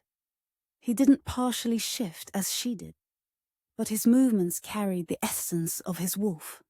Quick directional changes, efficient economy of motion, bursts of startling speed. "You fight like you're always part of a pack," she observed, circling him. "Even alone." His eyes tracked her movement. "Wolves remember their connections, even in solitude." "Tigers stand independent," she returned, dropping into a low stance. "Yet you lead a clan." He mirrored her position. "Independence with responsibility, as you carry responsibility without a formal title." She lunged forward in a testing strike. He evaded smoothly, countering with a sweep. She leapt over. They began to move together, neither truly sparring nor truly dancing, but something in between. A physical conversation, learning each other's rhythms. "Your father created an alibi for me yesterday," Dax said as they circled. "Why?" "I've been wondering the same." Kaela ducked under his arm, her hand briefly catching his wrist. "He plays a deeper game than either of us understands." "Yet you trust him?" "With Stormshade's future, yes." Their movements brought them closer, breath mingling in the morning air. "With my personal happiness?" That's never been his concern. Something shifted in Dax's expression. A softening, a question. Their training pattern had drawn them to the edge of the grounds, near the entrance to the ceremonial tiger den. A stone grotto used for meditation before important ceremonies. Without discussion, they moved into its sheltered privacy, the tension between them changing from combative to something far more dangerous. "And what would constitute your personal happiness, heir of Stormshade?" Dax asked, his voice dropping to that rumbling tone that sent shivers along her spine. Kaela found herself standing closer to him than propriety allowed, close enough to feel the heat radiating from his skin, to see the silver flecks in his grey eyes. "I never allowed myself to consider the question," she admitted. "Duty doesn't leave room for such indulgences." "Duty?" he echoed, something like resignation colouring the word. always duty. But lately, her voice faltered, honesty warring with lifelong caution. His hand rose slowly, giving her every opportunity to retreat, until his fingers gently brushed her cheek. Lately, the touch broke something loose inside her, a dam of restraint she hadn't recognized until it crumbled. Kaela leaned into his palm, her eyes holding his. Lately, I find myself considering possibilities I never permitted before. Whatever control Dax had been maintaining fractured at her words. With a sound that was half groan, half growl, he closed the remaining distance between them. His lips found hers with restrained hunger, the kiss beginning gentle but quickly deepening as she responded with equal fervor. Kaela's hands clutched his shoulders, her body arching instinctively toward his warmth. His arms encircled her waist, strong yet careful, as though she were precious beyond measure. Their heartbeats accelerated in tandem, predator to predator, no longer wolf and tiger, but simply man and woman discovering unexpected truth in each other's arms. When they finally broke apart, breathing unsteady, Dax rested his forehead against hers. "That," he murmured, "was not in my diplomatic training." A laugh bubbled up from some newly discovered well of joy inside her. "Nor in my heir preparation." His fingers traced the line of her jaw with wondering tenderness. "This complicates matters." "Tremendously," she agreed, making no move to increase the distance between them. "I should regret it," he said softly. "But you don't. It wasn't a question." "Not for a moment." His thumb brushed her lower lip. "Though perhaps I should." "Kaela!" The sharp voice shattered their private world. They separated instantly, turning to find the regent standing at the den's entrance, his expression thunderous. "Father," Kaela acknowledged, straightening her training attire with as much dignity as she could muster. "A word," the regent said coldly. "Alone." Dax stepped back, formal mask sliding into place. "Of course, Regent Thorne. I was just leaving." The look that passed between Kaela and Dax spoke volumes. Reluctance, apology, and a promise to continue what had been interrupted. Then he was gone, leaving her to face her father's displeasure. The regent waited until Dax was well beyond earshot before speaking. "Have you lost your mind? Public displays with the wolf envoy. The council already questions your judgment after yesterday's defense." "My judgment is sound," Kaela replied, chin lifting. "Dax has proven himself honorable and loyal to the Alliance." "This goes beyond alliance." Her father's voice lowered. "You look at him as more than duty requires." "And if I do?" The challenge in her tone surprised them both. The regent's expression hardened. "Then you endanger everything we've worked toward. Your position requires clarity of purpose, not distractions." The dismissive word cut deeper than she expected. "Is that what you call it? A distraction? Not a potential partnership based on mutual respect and—" "Control yourself," her father interrupted sharply. "You are heir to Stormshade. Your personal desires are secondary to your responsibility." The familiar refrain, duty above all, landed with new bitterness. "My entire life has been shaped by responsibility," she said, anger rising.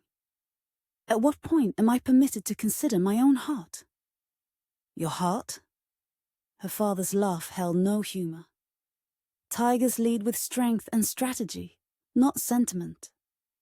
This infatuation clouds your judgment at a critical time."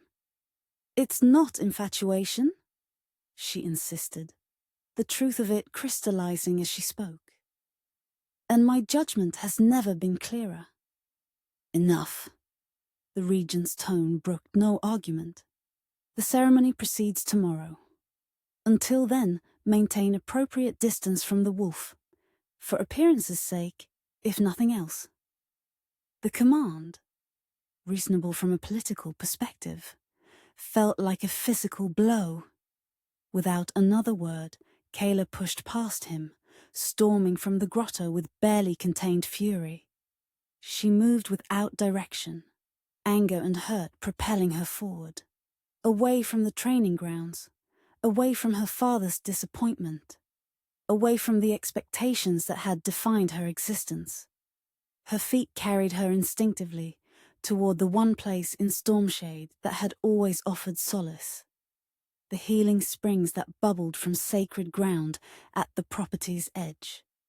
The protected grottos steamed gently in the morning air, mineral-rich waters flowing into tiered pools surrounded by ancient stones. Kaela sank onto a moss-covered boulder, letting the spring's gentle music soothe her turbulent emotions. "Your father means well." She didn't turn at Dax's voice. Of course he had tracked her here, wolf instinct following distress. "He means what's best for Stormshade," she corrected. "Not necessarily what's best for me." Dax settled beside her, close but not touching. Sometimes they're the same thing. And when they're not, she finally looked at him, vulnerability raw in her expression. "When duty and desire stand opposed, then we make impossible choices." His eyes held hers, honesty replacing diplomacy. "But perhaps they don't always have to be opposed." "What are you saying?" "I'm saying," he said carefully, "that perhaps the best alliance isn't one forged only from duty, but strengthened by genuine connection." Hope fluttered in her chest, fragile, tentative. "The Council would never—" "The Council sees what benefits the pacts," Dax interrupted gently. "If our connection strengthens rather than weakens the alliance, they'll accept it." "And does it?" she asked softly. "Strengthen the alliance?" Dax's hand found hers, fingers intertwining with deliberate intent. "I can only speak for myself, but I came here prepared to honor a pact through duty alone. Now," he paused, searching for words, "now I find myself wanting to protect not just the alliance, but you, your dreams, your happiness, your future." The simple honesty of his declaration touched her more deeply than any formal vow. Kaela turned her hand in his, palm to palm. "I need you to know something," she said, meeting his gaze directly. "Whatever happens with Krell, with the Council, with the ceremony, I trust you. Not because duty demands it, but because you've earned it. Complete trust is rare between our kinds," he said, wonder coloring his voice. "Perhaps that's why we needed this alliance in the first place," she replied. "To remember what's possible when we look beyond old boundaries." The healing waters bubbled beside them, ancient and constant. In their gentle presence, Kaela and Dax sat hand in hand, the tiger heir and the wolf envoy, finding in each other something neither had expected, but both now recognized as precious beyond measure. Not just duty, not just alliance, something far more dangerous and infinitely more powerful. Chapter 6. Unmasking the Saboteur. Twilight shadows lengthened across Stormshade's western courtyard as Kaela crouched beside an ornate stone fountain, her dark clothing blending with the gathering darkness. The ceremonial renewal preparations had consumed the pack's attention all day, providing perfect cover for their clandestine investigation. 50 paces away stood the Treasury building, a sturdy stone structure with narrow windows and a single guarded entrance. Within its walls lay not just Stormshade's wealth, but Treasurer Krell's private vault, a privilege of his position that now seemed suspiciously convenient. Dax materialized beside her with wolf-silent footsteps, his breath forming small clouds in the cooling evening air. "Guards change in 3 minutes," he murmured, settling into the shadows beside her. "The replacement is Marin, young, easily distracted. She trained with the junior scouts last summer." Kaela raised an eyebrow. "You've been busy." "Wolves observe," he said with a hint of a smile. "Especially when hunting traitors." Their shoulders touched as they waited, the casual contact sending a pleasant warmth through Kaela, despite the tension of their mission. Since their moment at the healing springs that morning, something had shifted between them. Formal boundaries replaced by a comfortable closeness that felt both new and strangely familiar. 24 hours have passed, Kaela noted, watching the treasury entrance. Krell made no move to confess. "Did you expect him to?" "No," she admitted. "But offering the chance seemed fair." Dax's expression softened. "Honor before action. Very Tiger of you." The guard rotation proceeded exactly as Dax had predicted. Marin, a young tiger with more enthusiasm than experience, took her position with visible pride. 5 minutes later, as anticipated, she began her first perimeter check, leaving the main entrance momentarily unattended. They moved with coordinated precision, crossing the courtyard in swift silence. Kaela reached the heavy oak door first, withdrawing a slender metal tool from her sleeve. "Where did you learn to pick locks?" Dax whispered, positioning himself to block any view of her activities. "Misspent youth," she replied, focusing on the mechanism. "Some cubs play by the rules. Others find creative interpretations." The lock yielded with a satisfying click. They slipped inside, easing the door closed behind them. The treasury's main chamber stood empty, moonlight filtering through high windows to illuminate rows of ledger shelves and secure cabinets. A single lamp burned low at the record keeper's desk, left for the occasional night visitor. "Second floor," Kaela whispered. "Northwest corner. The vault adjoins his private office." They ascended the narrow stone staircase, alert for any sound or scent of occupation. The upper floor lay in deeper shadow, the hallway illuminated only by occasional wall sconces casting pools of amber light. Krell's office door stood unlocked, a careless oversight that immediately raised Kaela's suspicions. She exchanged a glance with Dax, who nodded his understanding. They were expected. "Trap," he mouthed silently. She nodded, pointing to her nose. The air carried the faintest trace of unfamiliar scent. Not tiger, not wolf, but something else. Mercenaries, perhaps. Dax gestured toward the ceiling, then made a circling motion with his finger. Kessler understood immediately. He would create a distraction, while she accessed the vault from another approach. She pointed to the adjacent room, where a connecting door would likely provide access. With silent coordination, born of growing trust, they separated. Dax moved toward the main office door, while Kaela slipped into the neighboring record room. The connecting door was locked, but yielded to her tools with minimal resistance.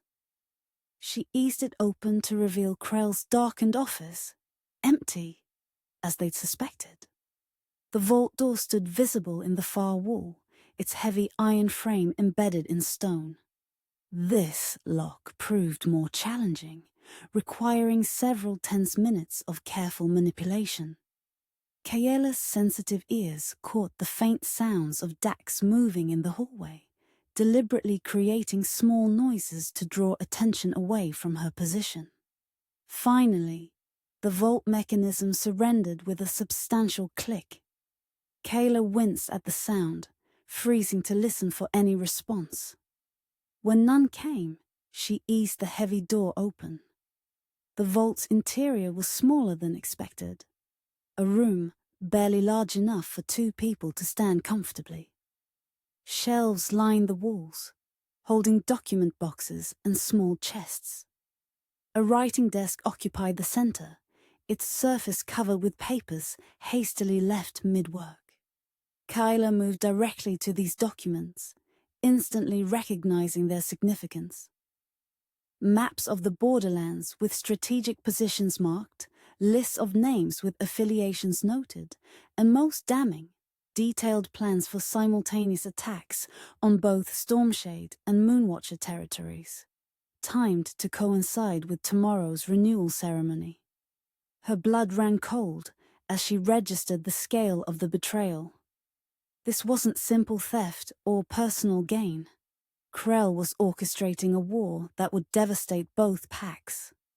A folded document caught her attention, heavier parchment bearing an official seal.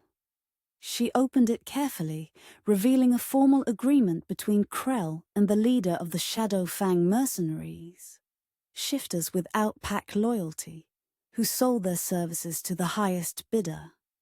The contract promised control of the disputed territories in exchange for eliminating key leaders from both packs during the ceremonial hunt that would follow tomorrow's renewal. Kaela's name appeared on the list, alongside her father's and several Moonwatcher elders. And Dax. Her hands tightened on the document, claws threatening to emerge as fury built in her chest. The depth of the treacherous treachery exceeded even their worst suspicions. "Dax," she called softly. "You need to see this." No response came from the outer office. Gathering the most incriminating documents, Kaela moved toward the door, an uneasy feeling prickling along her spine. The silence had grown too complete. She eased the vault door wider, peering into the darkened office. Empty. "Dax," she whispered again, stepping fully into the room. The attack came without warning. A dark figure lunging from behind the door. Kaela's tiger reflexes saved her from the first strike, her body twisting aside as a blade sliced through the air where she had stood. Her attacker, a broad-shouldered man with a distinctive scent of bear shifter, recovered quickly, circling with practiced ease. Not Stormshade, not Moonwatcher, a mercenary, undoubtedly one of Krell's hired Shadowfangs. "The Tiger Princess," he growled, his voice rough with anticipation. "Krell said you might come snooping." Kaela backed toward the center of the room, documents clutched in one hand, her other flexing in preparation for a partial shift. "Where is my companion?" The mercenary's smile revealed unnaturally sharp teeth. "Occupied with my associates. Don't worry. You'll be joining him soon enough." He lunged again, faster than his bulk suggested possible. Kaela countered with a swift sidestep, her free hand shifting to tiger form, claws extended, muscles densified with predator strength. She scored a defensive strike across his forearm, drawing first blood. The mercenary snarled, rage flashing in his eyes. "You'll pay for that, cat!" Sounds of struggle echoed from the hallway, the distinctive growls of wolf and the clash of combat. Dax was fighting his own battle, outnumbered from the sound of it. The distraction cost her. The bear shifter feinted left, then charged right, his massive shoulder catching Kaela mid-dodge and sending her crashing into the heavy desk.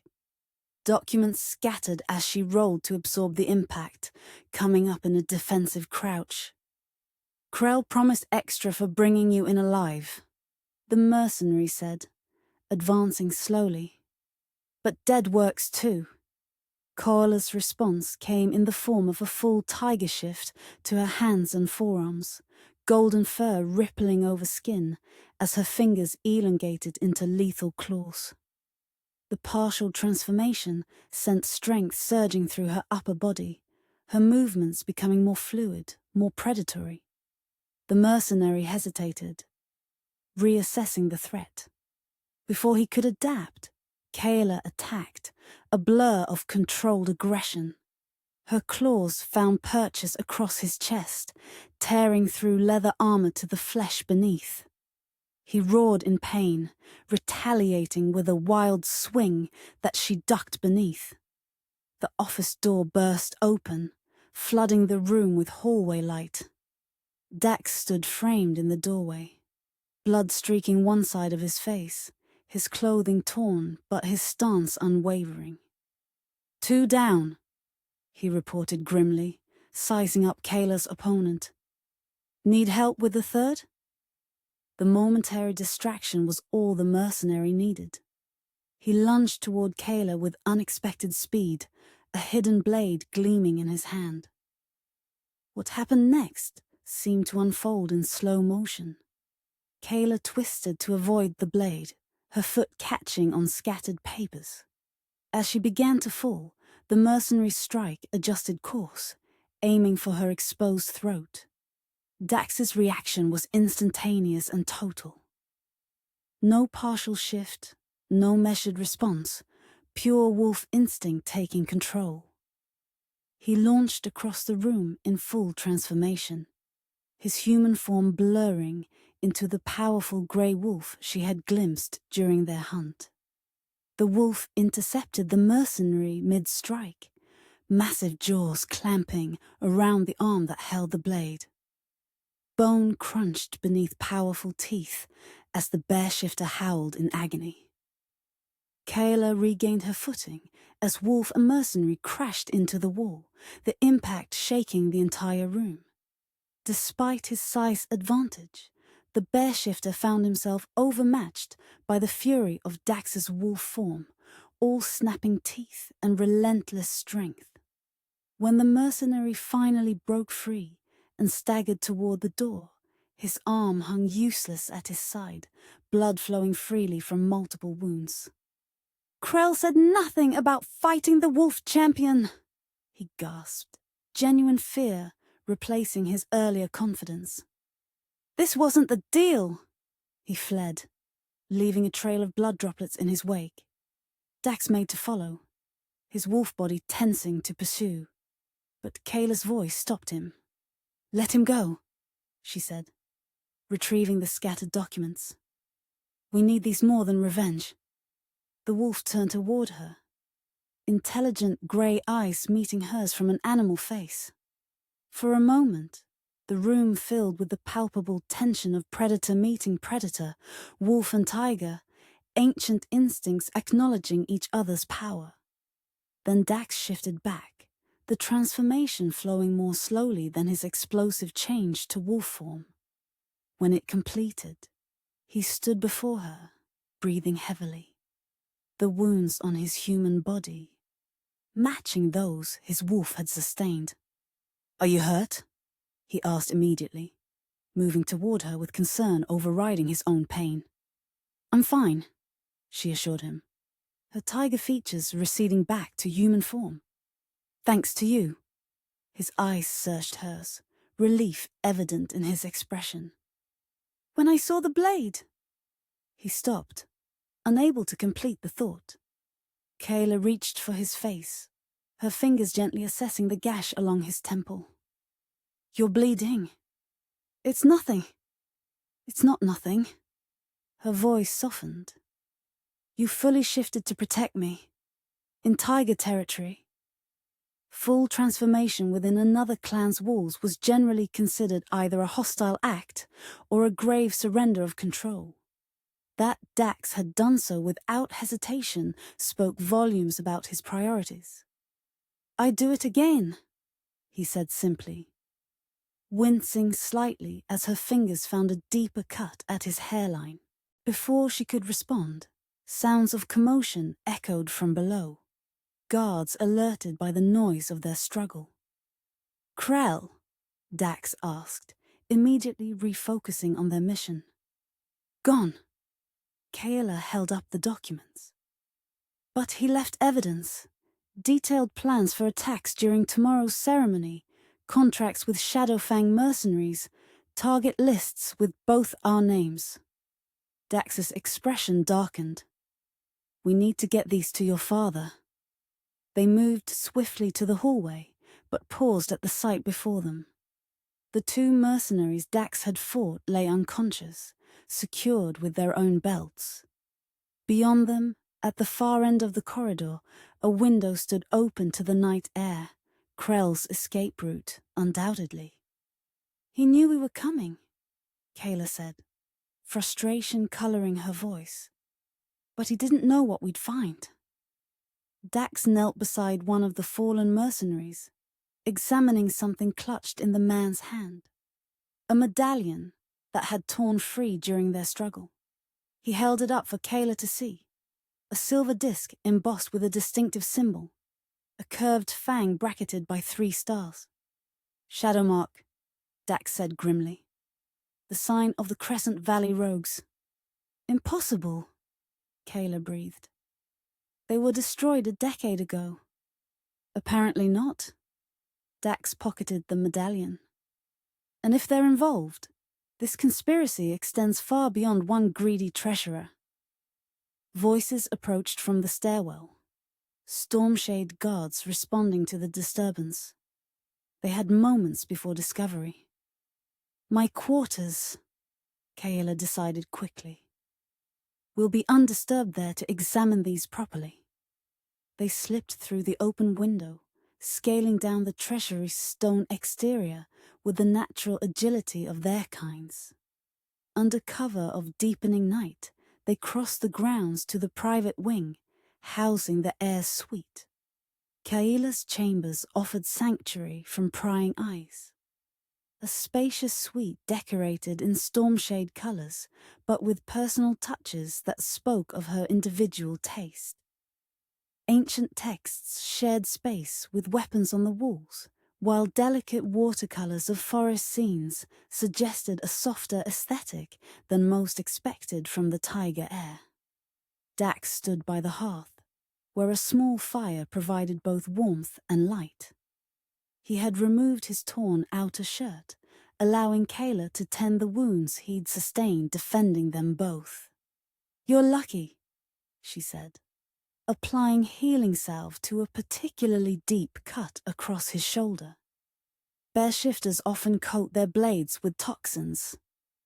Wouldn't be the first time I've been poisoned, he replied, then grimaced as the salve stung the open wound.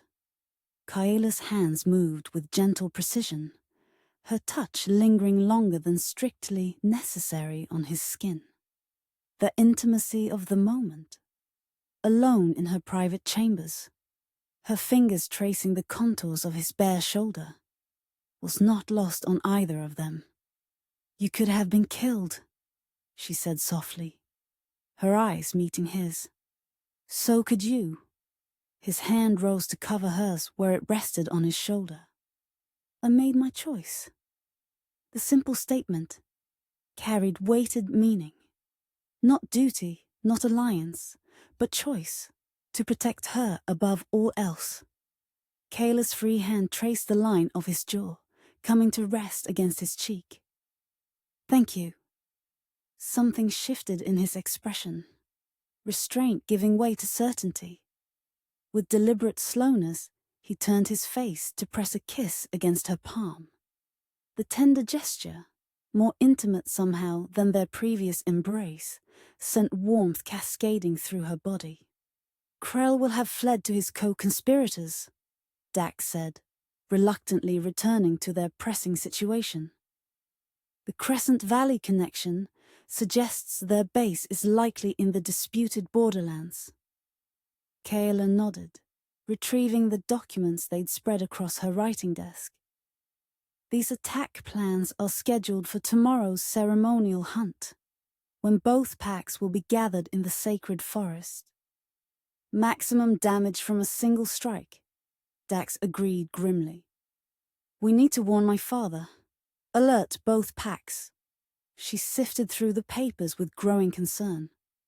But this medallion, if Crescent Valley rogues are truly behind this, we're facing enemies, both packs, thought long defeated. Dax moved to stand beside her, his shoulder brushing hers as they examined the evidence together. The contact, simple as it was, provided comfort in the face of mounting danger. "We'll need to track them to their source," he said, tracing a finger along the map of border territories. "Find their leadership before they can regroup." "Not we," Kaela corrected reluctantly. "I must remain for the ceremony. As heir, my absence would raise too many questions, perhaps trigger their backup plans." Dax's expression hardened. "I won't leave you unprotected when your name appears on their target list. And I won't let you face unknown numbers of rogues alone," she countered, her hand finding his with firm resolve. "We do this together, after we've secured the ceremony and alerted both packs to the threat." Their eyes met in shared determination, the mutual protectiveness between them no longer surprising, but expected, welcomed. "Together," Dax agreed, his fingers intertwining with hers. "After the ceremony, we hunt them as one, wolf and tiger. Predator and predator," Kaela added softly. The pact formed between them transcended formal alliance or diplomatic necessity. In the quiet of her chambers, with danger gathering beyond Stormshade's walls, Kaela and Dax found themselves bound by something far stronger than duty. Trust, forged in battle, respect deepened through shared risk, and a connection neither had anticipated but both now cherished. Tomorrow would bring the ceremony, with all its political implications and hidden dangers. But tonight, as they prepared to face those threats, they did so not as reluctant diplomatic partners, but as something new, something neither wolf nor tiger tradition had fully prepared them for, something worth fighting to protect.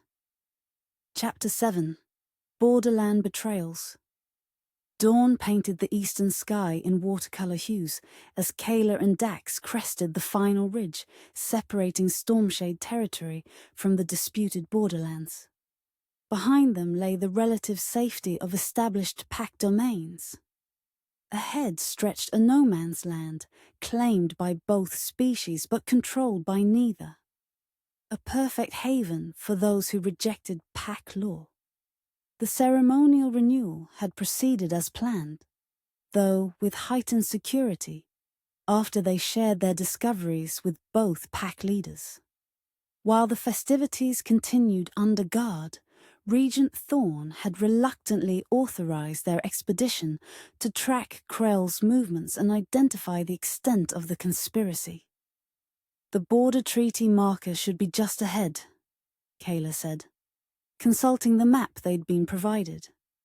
Her practical attire, sturdy leather pants, fitted hunting jacket, and boots designed for silent movement, reflected the mission's dangers. Dax nodded, his keen eyes scanning the rugged landscape. The terrain had grown increasingly inhospitable, jagged rock formations jutting from scrubby underbrush, skeletal trees clinging to eroded hillsides, deep ravines cutting across what had once been game trails. "No one has actively patrolled this region in years," he noted, catching the faint scent of decay on the wind. "Too many territorial disputes, too much bloodshed. A scar on both our histories," Kaela agreed solemnly. "The original conflict that necessitated the first alliance. They moved forward with the watchful caution of predators in unfamiliar territory, communicating more through gesture and glance than unnecessary words. Despite the mission's gravity, Kaela found herself drawing comfort from Dax's proximity. His movements naturally complementing hers, their pace synchronized without conscious effort. The border marker, a weather-worn stone obelisk carved with the symbols of both packs, stood at the edge of a steep decline. Beyond it lay a valley shrouded in mist, the perfect concealment for those wishing to avoid detection. Look, Dax said quietly, kneeling beside disturbed earth near the marker. Tracks. At least 6 individuals, moving east. Kaela crouched beside him, noting the distinctive pattern. Different species. Not just wolf or tiger.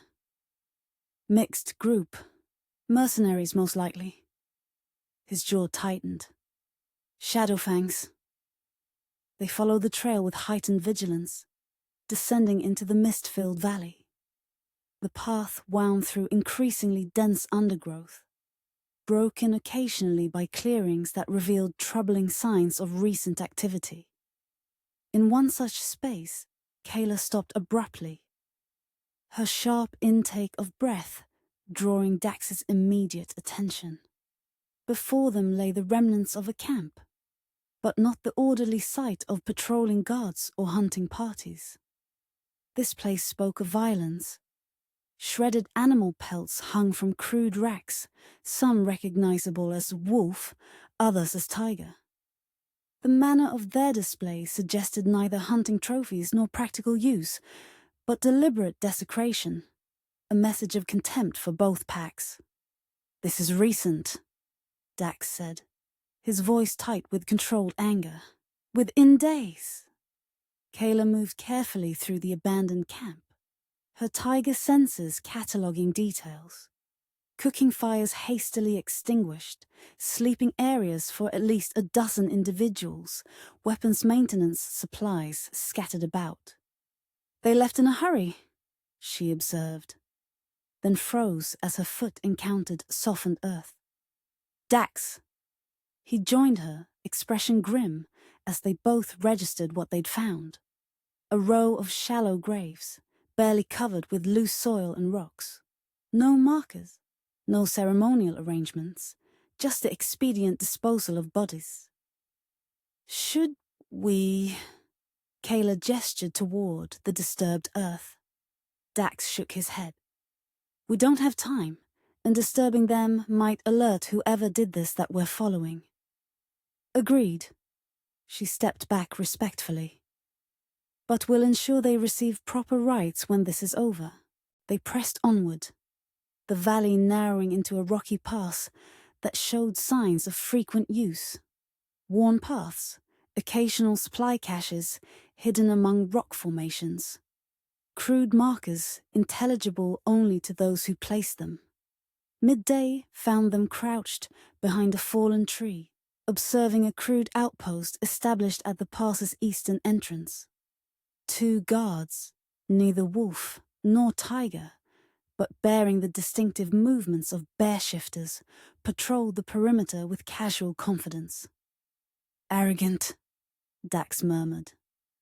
"They don't expect pursuit this far into the borderlands." "There," Kaela whispered, pointing to a lean-to shelter adjacent to the main structure. Movement. A figure half crawled from the shelter. A young man wounded from his labored movements, dressed in tattered Stormshade scout attire.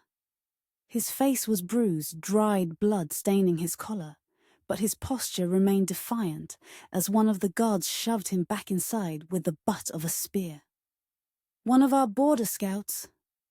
Kaela's voice tightened with protective fury. "Thomas. He was reported missing 3 days ago."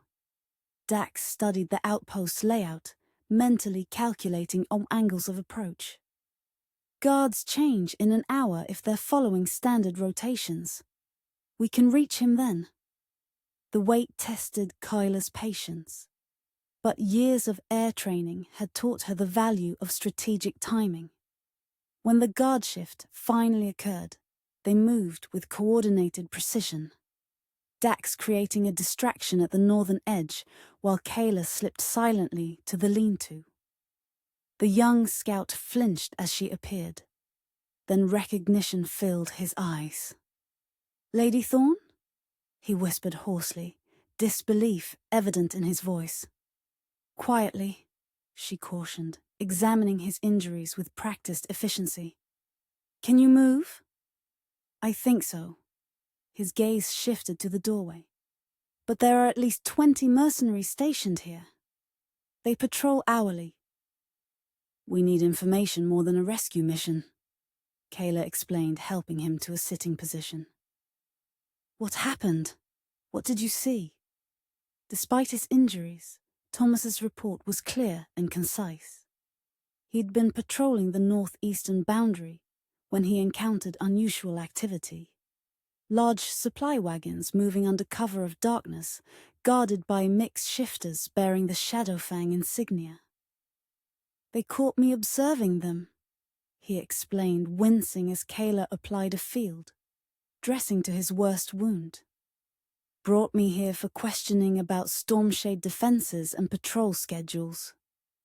Did you tell them anything? She asked, without judgment.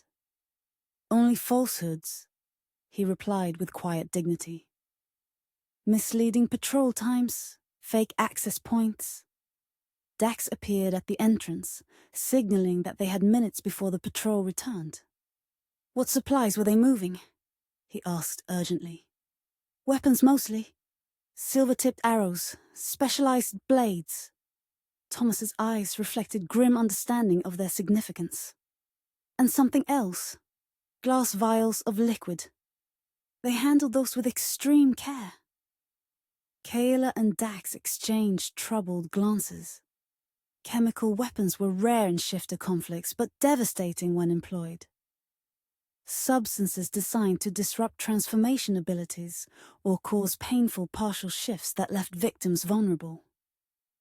One more thing, Thomas added as they prepared to leave. They answer to someone they call the Director. I never saw him, but they mentioned the watchtower as his command post. The old border watchtower? Kaela asked. It's been abandoned for decades. Not anymore, Thomas confirmed. And they're planning something big. Soon. They left him with extra supplies and a promise to send extraction forces, then melted back into the wilderness before the patrol returned. The information added urgency to their mission. If chemical weapons were being stockpiled and a command structure established, the threat extended far beyond Krell's treasury theft. The ancient watchtower rose from the landscape like a broken fang, once a proud symbol of cooperative border protection, now a crumbling monument to abandoned cooperation. Originally built by tiger stonemasons and reinforced with wolf-forged iron, it had stood empty since the last major border conflict. Or supposedly empty. From their concealed position among tumbled boulders, Kaela and Dax observed clear signs of occupation. Guards posted at strategic points, supply wagons partially concealed beneath camouflage netting, the occasional flicker of lamplight from narrow windows. No formal insignia, Dax noted. These aren't regular troops from any recognized pack. Mercenaries and rogues, Kaela agreed. Perfect for deniable operations. Twilight provided their opportunity. As darkness fell, activity around the tower increased. A supply drop was clearly expected. Guards moved to secure the perimeter, creating a temporary gap in their coverage of the tower's western approach. They moved as shadows among shadows, using every scrap of natural cover. Years of training in their respective traditions now merged into seamless teamwork. Dax's wolf instincts for pathfinding complementing Kaela's tiger precision in movement. The tower's lower level had partially collapsed, creating an unintended entrance through a section of fallen wall. They slipped inside, finding themselves in what had once been a storage chamber, now repurposed as a planning room. Maps covered a central table, illuminated by a single oil lamp. Documents were stacked in ordered piles, alongside communication equipment of unexpected sophistication. This is no ordinary rogue operation, Kaela whispered, examining the detailed maps. These are military-grade tactical plans. Dax moved to a side table where a leather folio lay open. Kaela, he called softly. his expression grave. "Look at this!" The document he'd found chilled her blood. A detailed manifest of chemical weapons. Their deployment zones marked in precise notation across a map of both Stormshade and Moonwatcher territories. Attached was a timeline, culminating in a coordinated attack scheduled for the post-renewal celebration less than 24 hours away. They're not just trying to disrupt the Alliance, Kaela realized, horror dawning. They're planning to decimate both packs simultaneously, creating a power vacuum they can fill, Dax concluded, gathering key documents. With both packs weakened, the borderlands would be just the beginning of their territorial expansion. The sound of approaching voices sent them into immediate defensive positions. 2 guards entered, engaged in casual conversation that died instantly upon seeing the intruders. What followed was pure instinct. Kaela's partial shift, bringing forth tiger claws and enhanced strength. Dax's wolf reflexes launching him forward with lethal precision. They moved in perfect tandem, each anticipating the other's strategy without need for communication. The guards, bear shifters as they'd suspected, were formidable opponents, but unprepared for the coordinated assault of tiger and wolf fighting as one. The battle ended quickly, but not before one guard triggered an alarm bell mounted near the door. "Time to leave," Dax said, securing the documents inside his jacket as shouts echoed from outside. They raced for the exit, only to find their retreat cut off by armed mercenaries flooding the lower level. Backed into the tower's central chamber, they found themselves surrounded, enemies closing in from all sides, weapons drawn.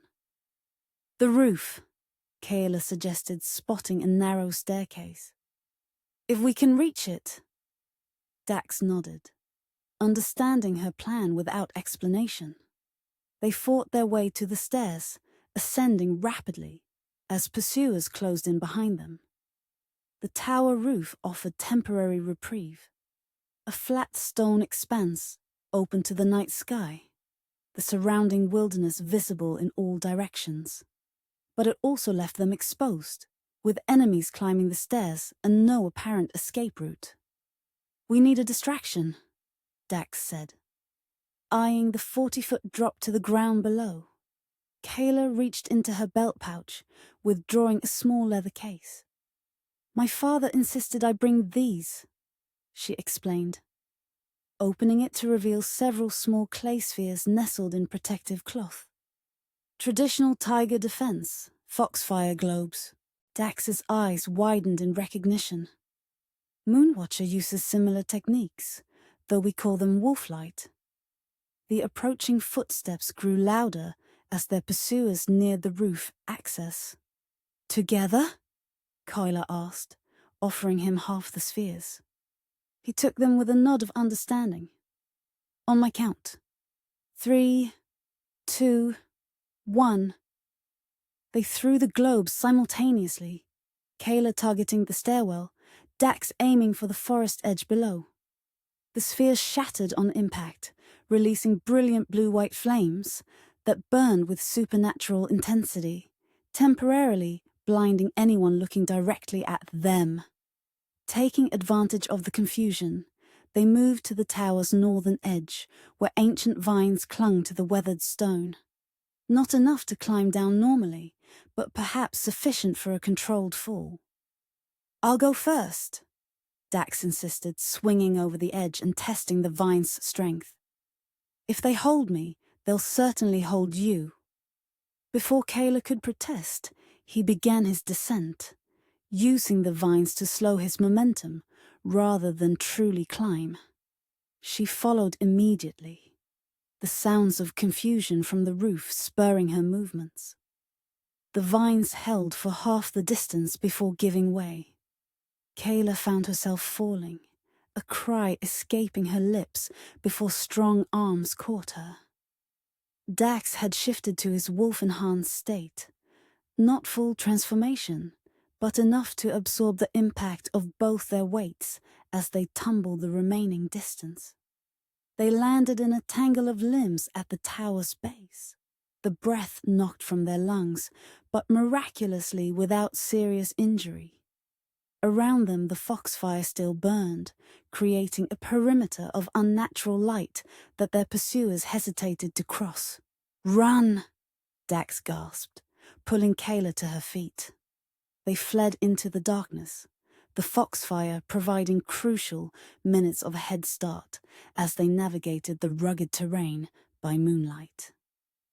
Only when they had put significant distance between themselves and the tower did they pause to catch their breath in the shelter of a rock formation. "That," Kaela said between gasps, "was entirely too close." Dax leaned against the stone beside her, his breathing gradually steadying. Effective, though. We got what we came for. The adrenaline of escape gradually subsided, leaving them in a moment of unexpected quiet. Above them stars speckled the clear night sky, the moon casting silver light across the borderlands that had seen so much conflict. "You fought like you were born to it," Dax said softly, genuine admiration in his voice. "Most nobles I've known talk of battle, but lack true instinct." "And you moved like you've spent your life in shadows," she returned. "Not the typical wolf approach." Something shifted in his expression, vulnerability replacing the confident focus of their escape. "I've spent much of my life in shadows," he admitted. "More than my pack knows." Kaela sensed the weight behind his words. "Your exile wasn't just diplomatic training, was it?"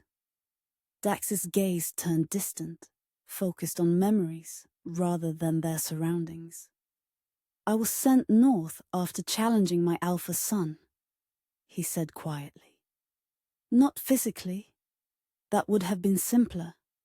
I questioned his judgment regarding border patrols, presented evidence of his negligence." "And for that you were exiled?" Kaela asked, surprised by the harshness of the punishment. "Officially, I was sent to track rogue shifters, an important mission, but conveniently far from pack politics." His voice held old pain, carefully controlled. "Unofficially, I was removed because I represented a threat to succession." 3 years alone in the northern wastes," Kaela said, recalling what she'd heard of his reputation. "That changes a person." "It does." His eyes met hers in the darkness. "I learned to rely on myself, to trust my instincts above politics. But I also learned what it means to be cut off from pack, the emptiness of it." The confession hung between them, more intimate than any physical contact. Kaela reached for his hand, her fingers intertwining with his in silent understanding. "When I was recalled and offered the envoy position, I knew what it was. A test of loyalty, a chance to prove my worth to the pack again." Dax's fingers tightened around hers. "The arrangement with you was meant to be political, nothing more." "And now?" Kaela asked softly. "Now I find myself driven by more than the need to prove my worth to Moonwatcher." His free hand rose to touch her cheek with gentle reverence. "I want to be worthy of you." The simple honesty of his confession touched something deep within her. Kaela leaned into his touch, her eyes holding his in the moonlight. "You already are," she whispered. "Worthy isn't something you become through others' judgment. It's something you already carry." For a moment, the mission, the danger, the responsibilities of their positions, all receded, leaving just two people finding unexpected truth in each other's eyes. The moment broke reluctantly, as distant howls reached their ears, search parties mobilizing from the watchtower. "We need to move," Dax said, though he made no immediate effort to release her hand. Kaela nodded, reluctantly shifting back to mission focus. The fastest route to Stormshade is through Ravenclaw Pass. We can reach the outer territories by morning if we maintain pace. They gathered their limited supplies and the precious intelligence they'd risked so much to obtain. The path ahead would be dangerous, pursuers behind, unknown threats ahead, and a race against time to warn both packs of the impending attack. Yet as they set out under the waning moon, moving as one through the shadowed borderlands, Kaela found herself drawing strength from more than duty or responsibility. The wolf at her side, once a diplomatic necessity, now something far more essential, had become a partner she trusted without reservation. Together, they would face whatever waited in the darkness, carrying warning and hope back to those who depended on them. Not just as tiger and wolf, heir and envoy, but as something new, something stronger than either tradition alone could produce. Chapter 8. Coup at the Full Moon. The full moon hung like a silver medallion in the night sky, bathing Stormshade's council hall in ethereal light.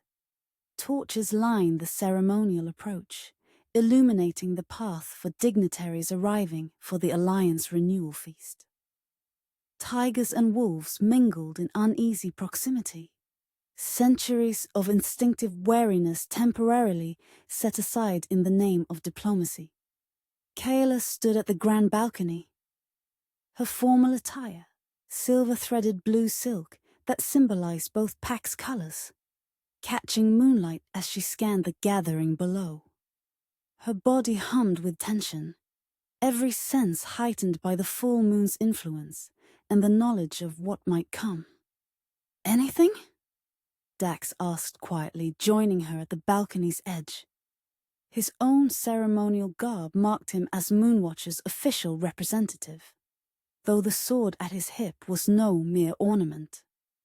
"Nothing obvious," she murmured, noting the additional guards her father had positioned after their warning. "But they'll come." The intelligence was too specific to be false. Their journey back from the borderlands had been a desperate race against time, arriving just hours before the feast. The Regent had taken their evidence seriously, implementing discreet security measures without alerting the guests or potential conspirators among the staff. "Your father refused to cancel the ceremony," Dax observed, his shoulder brushing hers as he leaned closer. "Bold strategy." "Tigers face threats directly," she replied with a hint of pride. "Better to draw them out under controlled circumstances than wait for them to choose their moment." "Wolves would say the same." His eyes met hers with warm understanding, though perhaps with more emphasis on the pack's role in the ambush. The easy exchange, each acknowledging the other's traditions without judgment, reflected how far they'd come from their first formal meeting. Whatever happened tonight, that connection remained a victory in itself. Movement below caught Kaela's attention. A server entering through a side entrance, moving with the slightly too deliberate casualness of someone trying to appear inconspicuous. "There," she whispered, nodding toward the figure. "That's not Marin's usual stuff." Dax followed her gaze, his expression sharpening. "And he's carrying something beneath that tray." Before they could alert the guards, the imposter server made a slight hand gesture toward the main entrance. In response, 3 more figures slipped inside, their movements triggering Kaela's predatory instincts.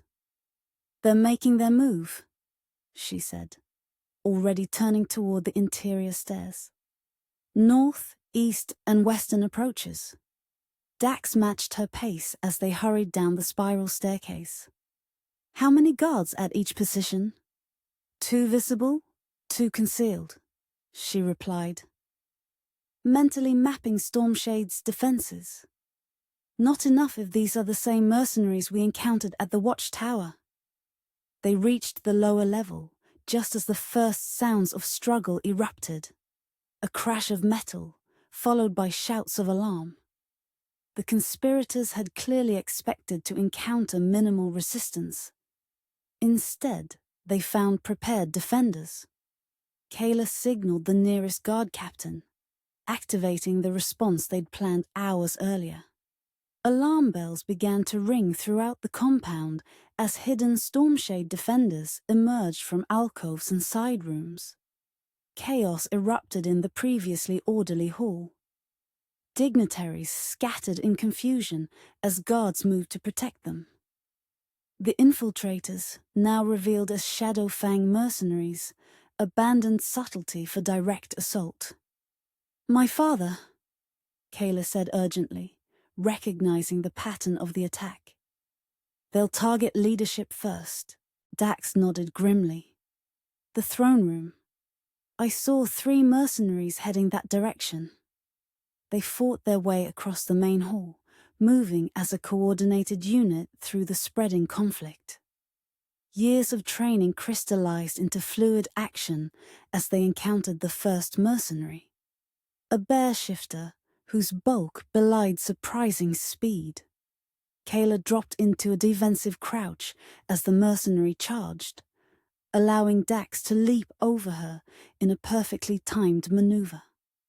His boot connected with their attacker's jaw, staggering the larger shifter long enough for Kaela to execute a sweeping kick that took their opponent's legs from under him.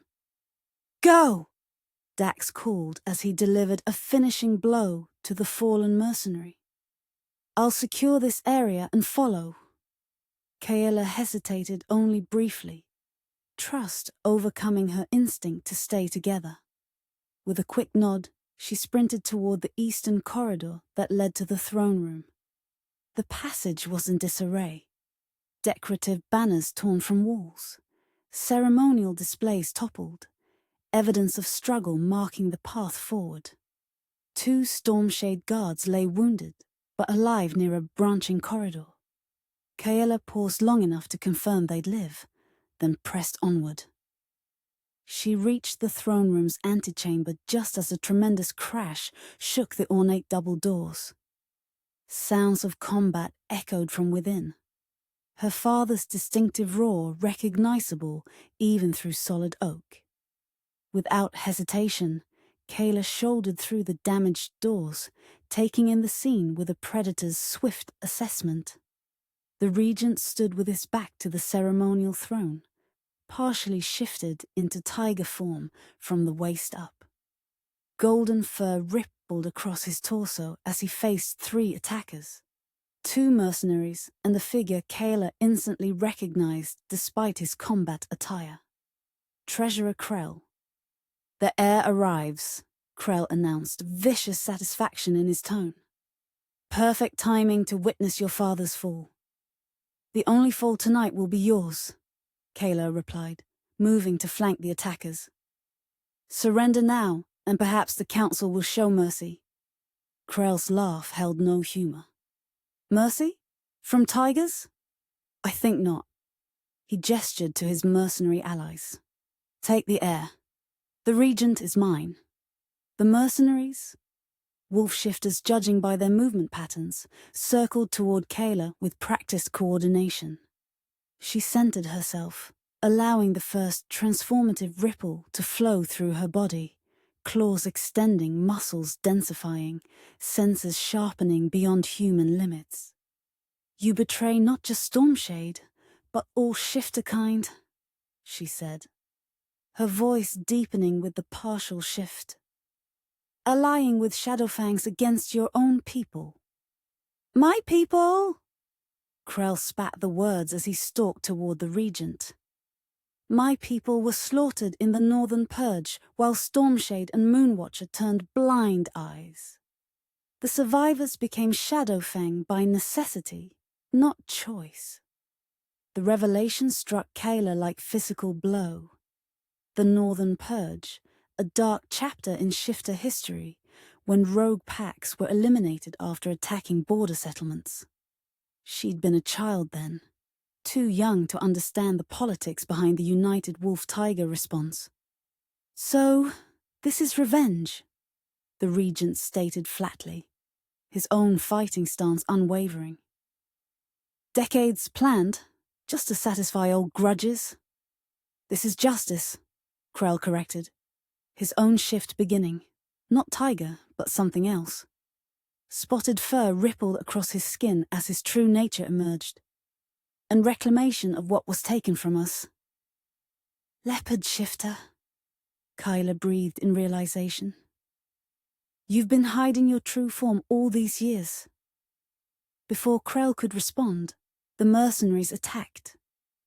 Kaela met them with controlled ferocity, her lifetime of training evident in every movement.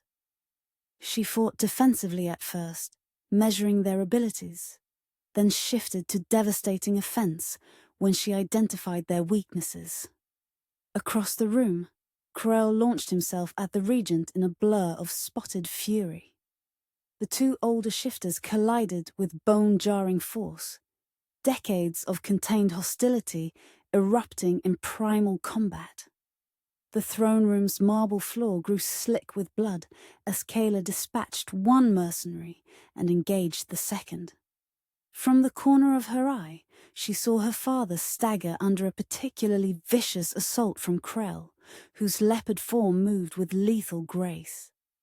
The tide turned with Dax's arrival. He burst through the damaged doors like an avenging spirit, his clothing torn and bloodied, but his movements unhindered. Without breaking stride, he intercepted Krell mid-leap, knocking the leopard shifter away from the wounded regent. "Reinforcements are securing the main hall," Dax called to Kaela as he squared off against Krell. "These are the last holdouts." The brief distraction nearly cost her. The remaining mercenary landed a slashing blow across her ribs, pain flaring hot and sharp beneath torn silk. Kaela responded instinctively, tiger strength flowing through her arms as she caught her attacker's wrist and twisted. Bones snapped with an audible crack. As the mercenary howled in pain, the throne room doors burst open again. More infiltrators poured in, the last desperate wave of the coup attempt. Among them, Kaela recognized the regent's aide Sorrel, his familiar face transformed by cold determination as he moved directly toward her father with blade drawn. "Father!" she cried in warning, but found her path blocked by two mercenaries. Dax, locked in combat with Krell, couldn't reach the regent either. For a crucial moment, it seemed the coup might succeed despite their efforts. Then, Dax did something unprecedented. With a roar that held nothing human, he surrendered completely to his wolf nature. The transformation was instantaneous and total. Clothes tearing, body reconfiguring into the massive grey wolf she had glimpsed during their earlier adventures. The wolf that was Dax launched across the room in a silver-grey blur, intercepting Sorrel moments before the traitor could reach the regent.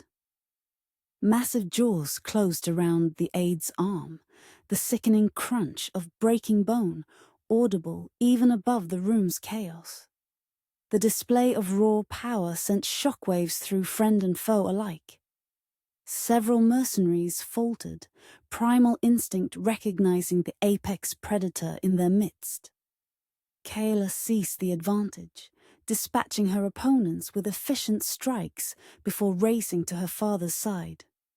Krell, recognizing the collapsing odds, made a desperate lunge toward the throne itself, and the ceremonial dagger displayed upon it. The ancient blade, rumored to hold power over shifter abilities, had remained unused for generations. "He's going for the Moonsilver blade!" the regent shouted, his wounds preventing pursuit. Kaela pivoted instantly, launching herself across the intervening space. She caught Krell's ankle just as his fingers brushed the dagger's hilt, yanking him backward with tiger-enhanced strength. They tumbled together onto the blood-slick marble, grappling for advantage. Krell fought with the desperation of a cornered animal, his leopard strength nearly matching her tiger power. For a breathless moment, Kaela found herself pinned beneath his weight, spotted claws descending toward her throat. Then a massive grey form slammed into Krell from the side, sending the leopard shifter tumbling across the floor. Dax's wolf form stood over her protectively. Hackles raised, a rumbling growl vibrating through the chamber. The temporary reprieve allowed Kaela to regain her footing. As Krell staggered upright, she and Dax moved in perfect tandem, tiger and wolf, heir and envoy, approaching from opposite sides. Krell's gaze darted between them, calculating his dwindling options. "This changes nothing," he snarled. "The alliance is built on lies. Both packs will eventually destroy each other." "You're wrong," Kaela replied steadily. "Tonight proves what we can accomplish together." With a final cry of defiance, Krell lunged toward the nearest window, clearly intending to escape rather than face capture. Dax moved faster, his wolf form intercepting the leopard mid-leap. They crashed together in a flurry of fur and claws. When they separated, Krell lay motionless on the marble floor, Dax standing over him with blood-flecked muscle. The leopard shifter still breathed, but would threaten no one again. Silence fell across the throne room as Stormshade guards secured the remaining mercenaries. The regent, despite his wounds, stood tall beside the ancient throne, his eyes moving between his daughter and the wolf who had saved them all. "It seems," he said with remarkable composure, "that Moonwatcher chose their envoy wisely." Dax's wolf form padded to Kaela's side, intelligent grey eyes meeting hers. She reached out without hesitation, her hand resting on his massive shoulder in a gesture that bridged their different forms. "He chose himself wisely," she corrected her father softly. Dawn painted the eastern sky in watercolor hues as Kaela stood in Stormshade's central courtyard. The aftermath of battle had consumed hours. Wounded tended, prisoners secured, defenses re-established. 43 conspirators now stood in chains, awaiting judgment from both packs' leadership. The regent addressed the assembled guards and dignitaries, his wounds bandaged, but his voice strong as he detailed the thwarted coup and the evidence they'd gathered of the Shadow Fang conspiracy.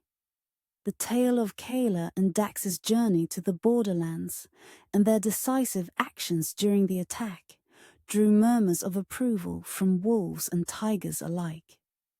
"Today marks a new chapter in our alliance," the regent concluded. "One written not in formal treaties, but in bloodshed together against common enemies." Kaela listened with half an ear, her attention drawn to the figure approaching from the healer's pavilion. Dax moved with slight stiffness, his transformation and subsequent battle having taken physical toll. His eyes, however, remained clear and focused, finding hers immediately across the crowded courtyard. As the regent continued addressing logistical matters, Dax reached her side, his shoulder brushing hers in silent greeting. "How are your wounds?" she asked quietly. "Healing," he replied with a slight smile. "Wolves recover quickly. And the shock of your full transformation in tiger territory. Are you recovering from that as well?" His expression grew thoughtful. "I made a choice in that moment. Pack protocol seemed less important than protecting you and your father. A choice that saved lives," she said, her hand finding his between them, hidden from casual observation. "Including mine." The formal assembly began to disperse as the regent concluded his address. Guards led the prisoners toward the holding cells, while healers moved among those with minor injuries. In the temporary confusion, Kaela tugged Dax's hand gently, leading him toward a secluded alcove near the eastern wall. The space offered privacy and a view of the waning moon still visible in the morning sky. Full glory, fading, but beauty undiminished. Kaela turned to face Dax, suddenly finding herself without adequate words for all she wished to express. He saved her from the need, his hands rising to frame her face with careful tenderness. "We should probably discuss diplomatic implications and security protocols," he said, his voice low and intimate. "Probably," she agreed, leaning closer. "Draft statements for both packs," he continued, his thumbs tracing the curve of her cheekbones. "Coordinate interrogation of prisoners." "Very important," she murmured, her hands finding his waist. "All of which can wait," he concluded, closing the remaining distance between them. The kiss held nothing of their earlier desperate passion, instead offering something deeper, more certain. Victory and survival sweetened the connection as they stood together in the dawn light. The tangible proof that different kinds could not only coexist, but flourish together. When they finally separated, Kaela kept her arms around him, unwilling to relinquish the closeness they'd fought so hard to preserve. "What happens now?" she asked softly. The ceremonial mating was arranged for political purposes that seemed rather secondary after facing death together. Dax's expression grew serious, though his arms remained secure around her waist. "I can only speak for myself, but what began as duty has become something I would choose freely, political advantages aside." The simple honesty of his declaration warmed her more deeply than any formal vow. Kaela reached up to trace the line of his jaw, her touch conveying what words struggled to express. "Then, perhaps," she suggested, her eyes holding his, "we should renegotiate the terms of our arrangement, as equals who choose each other rather than diplomatic necessities fulfilling a pact." His smile, rare and genuine, transformed his features. "I believe both packs would find such terms acceptable, particularly after recent events." "And if they don't?" she challenged softly. Dax's answer came without hesitation. "Then we make them see reason. Together."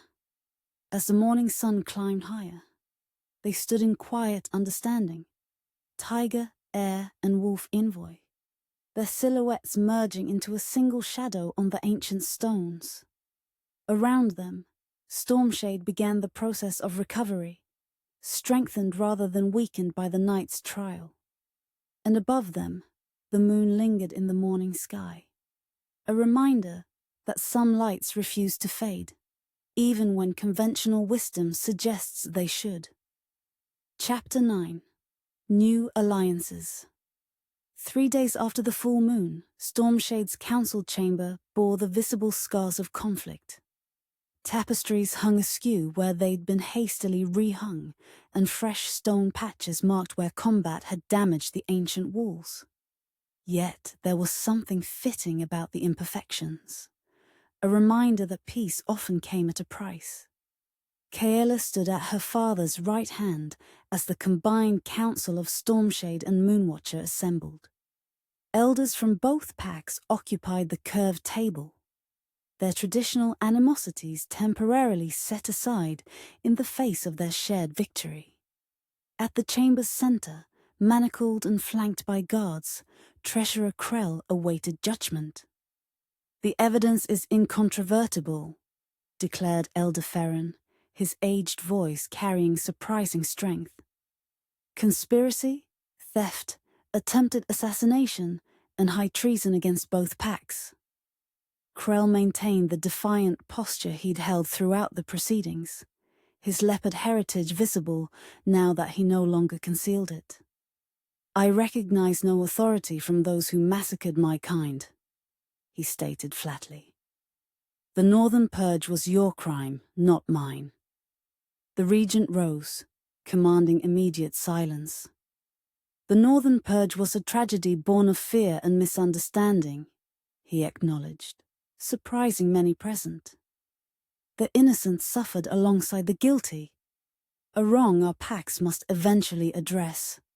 But your actions would have perpetuated that cycle of violence, not healed it." Murmurs rippled through the assembly as the regent continued. "For crimes against Stormshade, Moonwatcher, and the alliance we forge anew, I pronounce sentence. Exile to the southern wastes, beyond the reach of civilized territories." "A more merciful judgment than you deserve," added Moonwatcher's Alpha, a silver-haired woman whose calm authority matched the regent's. "But one that honors the value of all shifter life, even those who have fallen from honor's path." As guards led the prisoner away, Kaela caught Dax's eye across the chamber.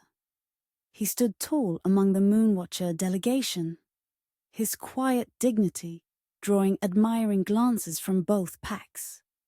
The injuries he'd sustained defending her father had nearly healed, though a fresh scar marked his temple, a permanent reminder of his courage. The Alpha of Moonwatcher moved to the chamber's center, her voice carrying clearly. "Before we conclude this proceedings, there is a matter of recognition to address." She gestured for Dax to join her. "Dax Rowan, envoy of Moonwatcher, stand forward." A hush fell as Dax approached, his expression revealing nothing of his thoughts. "You were sent as our representative with diplomatic authority," the Alpha continued. "Yet when crisis came, you acted not just as an envoy, but as a true defender of both packs. Your actions, particularly your willingness to fully shift in Tiger territory, breaking ancient taboo to save lives, demonstrate courage beyond protocol." She turned to address the assembled council. "It is the unanimous decision of Moonwatcher's elders to bestow upon Dax Rowan the rank and privileges of Pack Sentinel, guardian of our most sacred traditions and protector of our future." Surprised murmurs swept the chamber. The title of Sentinel was rarely granted, reserved for those who had proven themselves beyond question. For a relatively young wolf to receive such honor was unprecedented. "The Sentinel's silver shall mark your status," the Alpha declared, fastening a burnished silver clasp to Dax's formal attire. "May you wear it with the same honor with which you have served both packs." Dax bowed formally, though Kaela caught the flash of emotion in his eyes. Vindication after years of exile and doubt. "Stormshade recognizes and honors this elevation," the regent added, rising to his feet. "And in similar spirit, we too acknowledge exceptional service." He extended his hand toward Kaela. "Kaela Thorne, heir of Stormshade, step forward."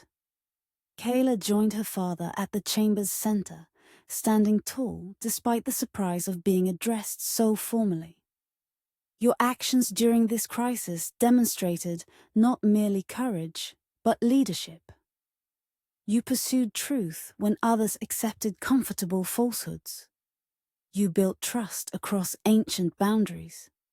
You fought not just for Stormshade, but for the promise of a better future for all shifters." The regent's voice carried undisguised pride as he continued. "Therefore, with the council's blessing, I name you Deputy Regent of Stormshade, with all authorities and responsibilities thereof. No longer heir in waiting, but active partner in governance." The pronouncement sent ripples of reaction through the assembled tigers. Deputy Regent was a position typically granted only after decades of service, never to one so young. It represented not just honor but real power, the ability to make decisions binding upon the pack. As ceremonial medallions were exchanged and formal oaths spoken, Kaela found her gaze repeatedly drawn to Dax. Their shared glances carried unspoken understanding. Both now stood as more than representatives of their respective packs. They had become symbols of what cooperation could achieve. When the formal proceedings concluded, the chamber gradually emptied as council members departed to spread news of the judgments and honors. Kaela lingered, watching Dax accept congratulations from Moonwatcher elders. "He carries himself well," observed her father, joining her quiet observation. "The pack respects him." "Both packs respect him," Kaela corrected gently. "As they should." The regent studied her face with perceptive eyes. "And you? Is respect all you feel for the Wolf Sentinel?" Kaela met her father's gaze directly. "You know it isn't." To her surprise, a small smile softened his customarily stern expression. "I suspected as much, even before you risked your life following him into the borderlands."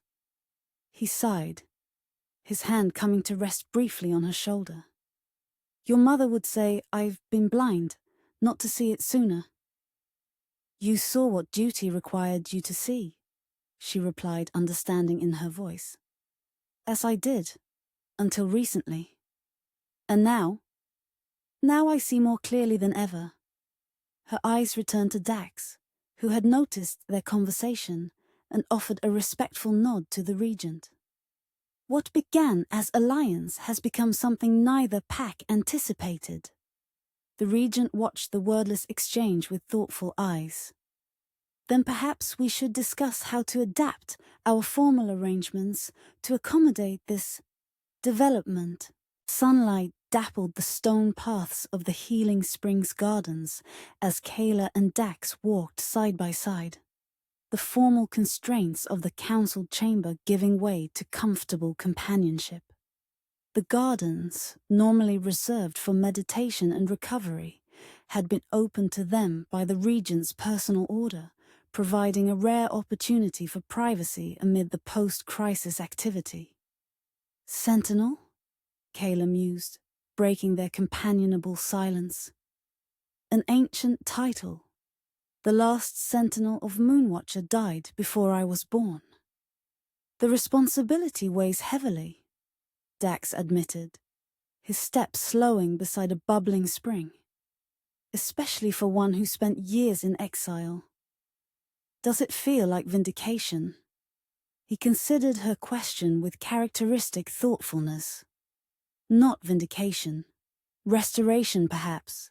A recognition that one can serve the pack even when following an unconventional path." "Deputy Regent," he continued, turning the conversation toward her new position. "Your father shows remarkable faith in you." "Faith tested in fire," she replied. "Though I suspect his timing has as much to do with our situation as with my readiness." Dax raised an eyebrow. "Our situation?" "The formal bonding ceremony," Kaela clarified. "Originally planned as a purely political alliance between heir and envoy. Now potentially something more complex between Deputy Regent and Sentinel." Understanding dawned in his expression. "Elevating your position strengthens your authority to make personal choices." "And yours," she added. "A sentinel may choose his own path more freely than an envoy bound by diplomatic constraints." They had reached the garden's heart, a circular pool fed by the strongest of the healing springs. Ancient stones surrounded the clear waters, carved with symbols sacred to both wolf and tiger traditions. "Our packs are already discussing ceremonial details," Dax said, his voice holding a hint of amusement. "My mother sends word that she will arrive within the week, bringing the traditional Moonwatcher bonding gifts. The families gather, Kaela noted with a smile. Another ancient tradition, though I suspect they expect a purely formal ceremony. Political advantage, dressed in ritual clothing. And what do you expect? Dax asked, his eyes holding hers with quiet intensity. Instead of answering with words, Kaela stepped away from the path, onto the soft grass surrounding the pool. With deliberate slowness, she initiated a partial shift, golden fur rippling across her arms, face taking on the more pronounced features of her tiger aspect, eyes shifting to vertical pupils gleaming with golden light.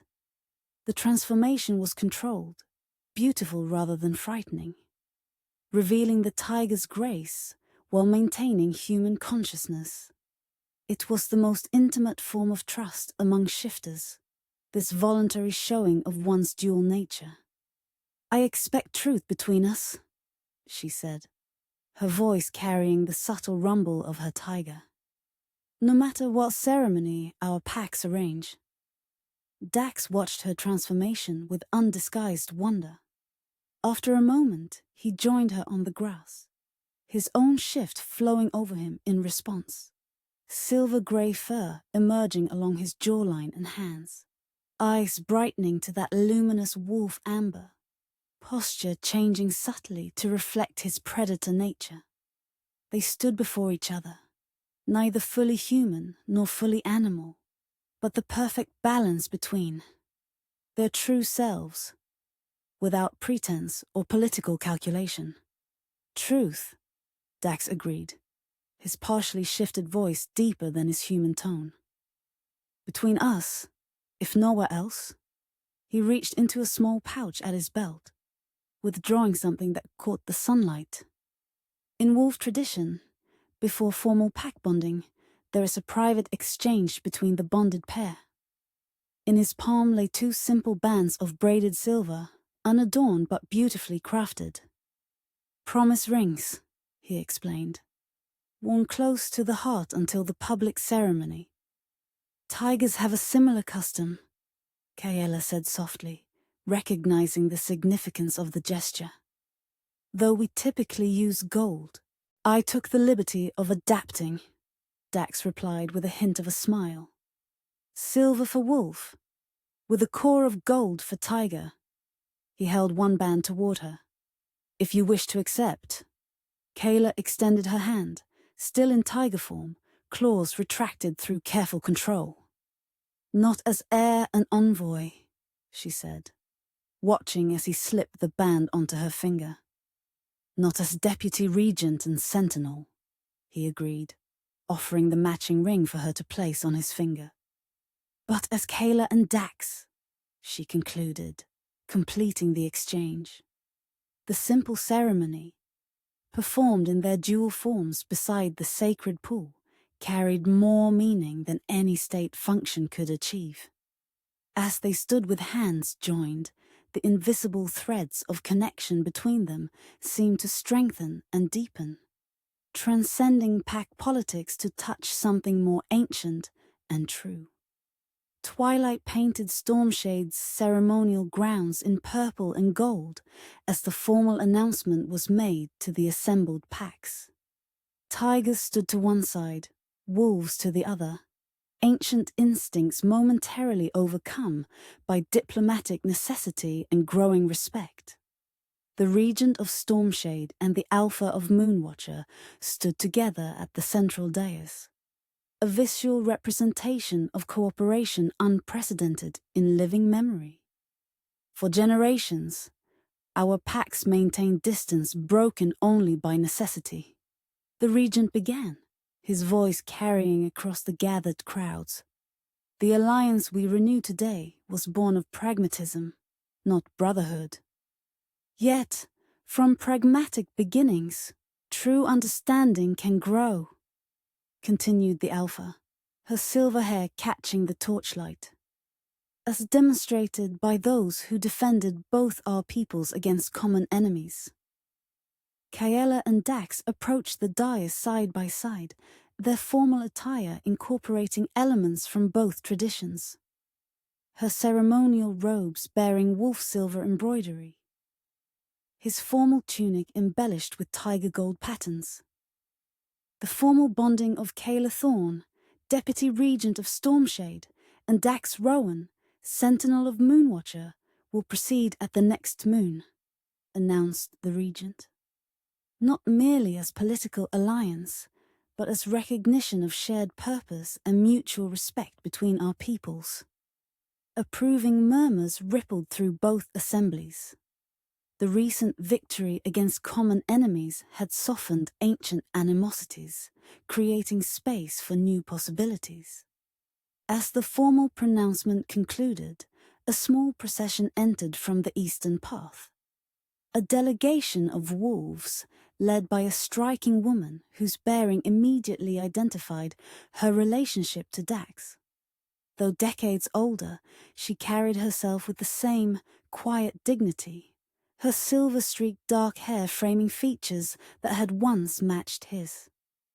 The honored mother of Sentinel Rowan, announced a Moonwatcher herald, bearing the pack's blessing and traditional gifts. Kaela watched as Dax moved to greet his mother, the genuine warmth of their embrace belying the formality of the occasion. She had sent him away years ago, as duty required. Now she welcomed him back with pride, evident in every gesture. When Dax brought his mother forward for introduction, Kaela found herself facing a woman whose keen assessment missed nothing. "So," said the older wolf, studying her with intelligent eyes, "you are the tiger who taught my son to see beyond pact boundaries." "I believe we taught each other," Kaela replied with respectful honesty. A smile transformed the wolf mother's severe features. "Good answer." She extended formal greeting with open palms. "Lyra of Moonwatcher welcomes this union, both as pack elder and as mother." As the formal introductions continued around them, drums began to sound from both sides of the gathering. Tiger drums with their deep, powerful beats, joined by the higher, more rapid rhythms of wolf percussion. The distinctive sounds, historically used to warn of the other's approach, now blended into a complementary rhythm that echoed across Stormshade's grounds. Standing amid the mingling of packs that had been separate for generations, Kaela felt the weight of the moment. Not just personal happiness, but historic change taking shape around them. Her fingers found the promise ring she now wore on a chain close to her heart, hidden beneath formal robes but constantly present. Across the ceremonial space, her eyes met Dax's. Despite the crowd between them, despite the drums and formal speeches, despite the weight of tradition and expectation, they shared a moment of perfect understanding. What had begun as duty had transformed into choice. What had been alliance was becoming family. And the path ahead, though not without challenges, would be walked together, tiger and wolf creating something new from the wisdom of both traditions. As twilight deepened into night, the drums of both packs continued their unified rhythm, a sound unprecedented in living memory, yet somehow as natural as the moon rising over the ancient forest that both peoples called home. Chapter 10. Pledge of Claws and Hearts. The treaty stone stood sentinel at the precise boundary between Stormshade and Moonwatcher territories. Ancient, weathered granite carved with the oldest known agreements between tiger and wolf. For generations, it had marked separation. Today, it would witness union. Dawn mist curled around the sacred clearing as members of both packs gathered in a wide circle. Tigers to the east, wolves to the west, their traditional positions now feeling less like division and more like balanced halves of a whole. Ceremonial torches flickered in the early light, flames dancing gold and silver in the cool morning air. Kaela stood in the preparation tent, breathing deeply as her attendants made final adjustments to her ceremonial attire. The gown combined tradition with meaning. Tiger gold fabric overlaid with wolf silver embroidery, the bodice decorated with symbols meaningful to both packs. Around her neck hung a pendant of amber and moonstone, specially crafted to represent the union about to take place. "You look every inch a leader," her father said, entering with uncharacteristic quietness. The past days had softened something in him, the rigid regent giving way to glimpses of the father beneath. "Thank you," she replied, turning to face him fully. "For everything." His eyes held unexpected emotion. "I arranged this match for political advantage," he admitted. "I never imagined that I might find happiness in duty." She finished for him, a smile softening her features. That duty and happiness might become indistinguishable. He offered his arm with formal dignity. "The stones await, daughter."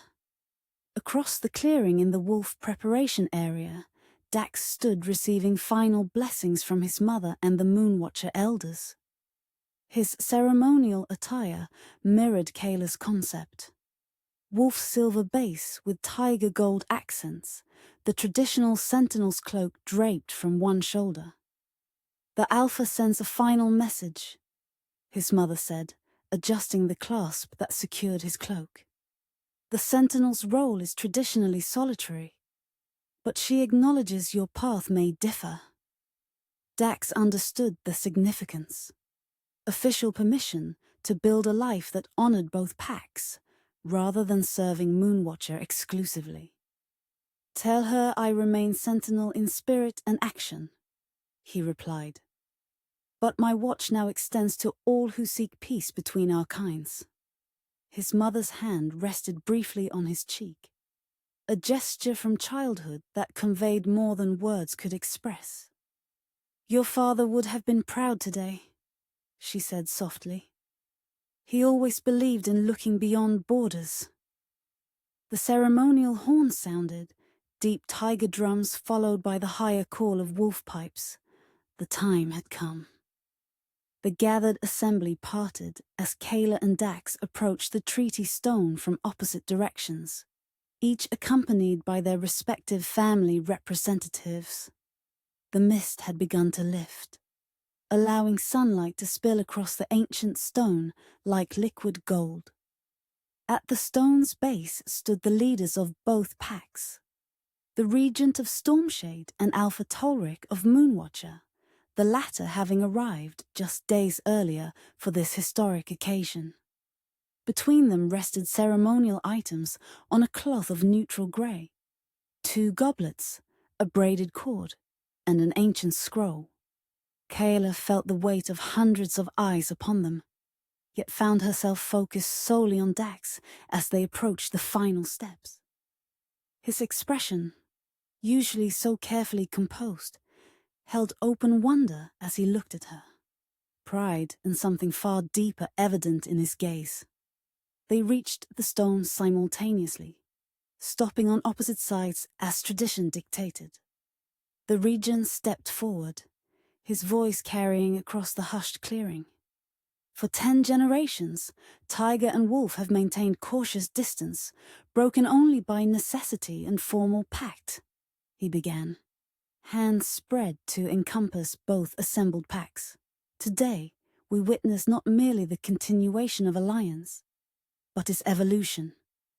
Alpha Talric, a powerfully built woman with silver-streaked hair and penetrating eyes, continued the address.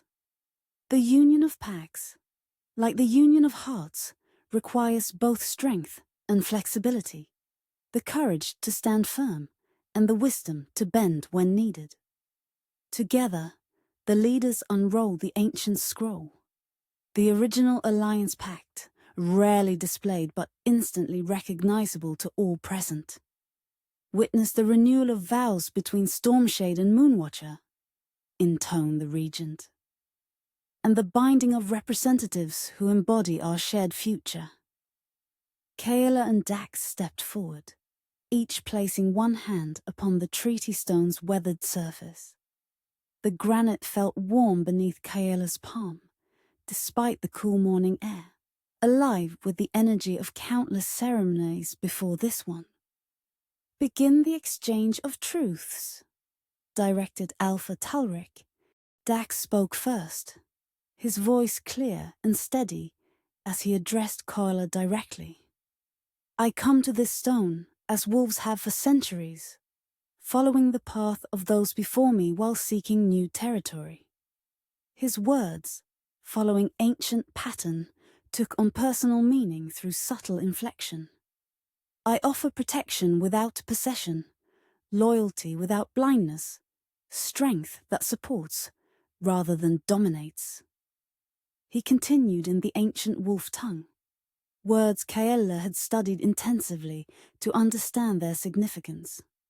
The guttural syllables carried power beyond their literal translation, an acknowledgement of the wolf's solitary nature finding purpose in pack bonds. When he finished, Kaela began her response, first in common language. "I come to this stone as tigers have for generations, honoring ancient claims while adapting to changing seasons." Her voice remained steady despite the emotion tightening her throat. "I offer independence that chooses connection, power tempered by wisdom, passion guided by purpose." She continued in the formal tiger language, melodic phrases that spoke of territory and honor, of boundaries respected and alliances honored. Throughout the traditional words, she wove subtle emphasis that transformed political pledge into personal promise. As their recitations concluded, the regent and Alpha approached with the ceremonial goblets, one filled with clear spring water from wolf territory, the other with honeymead from tigerlands. Following ancient custom, Kaela drank from the wolf cup while Dax received the tiger goblet, each accepting the other's tradition. "Now the binding," announced the Alpha, lifting the braided cord. 3 strands intertwined, gold for tiger, silver for wolf, and copper for the path shared between. What happened next departed slightly from tradition, a modification approved by both leaders to honor both packs' customs. Rather than remaining in human form, both Kaela and Dax initiated partial shifts. Her right hand transforming to tiger form with golden fur and retracted claws, his left hand shifting to wolf with silver-grey fur and careful control. A murmur rippled through the assembly. Such controlled partial transformation, especially during formal ceremony, demonstrated exceptional mastery of their dual natures. More importantly, it acknowledged that their bond existed not just between their human aspects, but between the predators that formed the core of their beings. Their transformed hands clasped upon the treaty stone as the braided cord was wound around their wrists. The symbolic resonance was clear to all watching. 2 traditions, 2 forms, 2 packs, bound by choice rather than mere necessity. "What nature has divided, understanding reunites," recited the leaders in unison. "What history has separated, future reconciles." As the final knot was secured, something unexpected occurred. A phenomenon later recounted with awe by all who witnessed it. The treaty stone, dormant for generations, began to glow with soft amber light. The illumination spread from beneath their joined hands, flowing along ancient carvings previously faded by time. The light pulsed once, twice, then subsided, but not before every person present felt a momentary sense of connection, a fleeting awareness of something greater than individual pack identity. Alpha Talric recovered first, her voice carrying new depth as she pronounced the formal words. By ancient right and present witness, we acknowledge this union between Dax Rowan, Sentinel of Moonwatcher, and Kaela Thorne, Deputy Regent of Stormshade. And with this union, continued the Regent, we establish the Centennial Pact, 100 years of guaranteed peace and cooperation between our peoples, to be renewed by our descendants when its term concludes. The crowd erupted in approval, roars from tigers mingling with wolf howls, in a sound never before heard in the borderlands. As Kaela and Dax turned to face the assembly, their bound hands still joined upon the stone. Sunrise broke fully over the eastern ridge, bathing the entire gathering in golden light. Stormshade's great hall had been transformed for the celebration. Wolf and tiger symbols displayed with equal prominence. Tables arranged to encourage mingling rather than separation. Musicians from both packs had combined their traditions, creating harmonies previously unexplored. As ceremonial toast concluded and feasting began, Kaela found herself watching the unprecedented sight of wolves and tigers sharing tables, exchanging stories, even laughing together. "Your father looks pleased," Dax observed, following her gaze to where the Regent conversed with Alpha Tolric. "For him, at least." A subtle smile, rather than a scowl, Kaela replied with amusement. Practically dancing with joy by his standards. Dax's hand found hers beneath the table, his thumb tracing the promise ring she still wore, despite the more formal bands they'd exchanged during the ceremony. "Are you happy?" he asked quietly. The question meant for her alone. Before she could answer, the musicians began the traditional bonding dance, the formal first dance required of newly joined pairs. Kaela rose, drawing Dax with her to the center of the hall. "I'll show you rather than tell you," she said as they took position. The dance began with a formal distance, partners circling each other without touching, movements echoing ancient hunting patterns. Tigers traditionally led with power and deliberate grace, while wolves contributed speed and fluid adaptation. For generations, it had been performed as stylized competition rather than true partnership. Kaela and Dax transformed it with subtle adjustments, her tiger strength complementing rather than opposing his wolf agility. Where tradition called for separate demonstrations of prowess, they created dialogue through movement, each responding to the other's energy. As the music intensified, they moved closer, their bodies finding natural harmony. His hand at her waist, supported rather than restrained. Her arm across his shoulder, trusted rather than tested. When the final crescendo came, Dax lifted Kaela in a sweeping turn that tradition had never envisioned, but that felt inevitably right.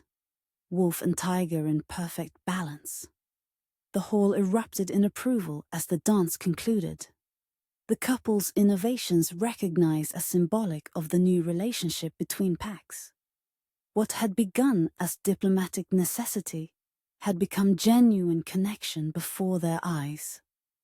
The celebration continued into evening, but as twilight approached, Kaela and Dax began the traditional farewell circuit, receiving blessings from elders of both packs.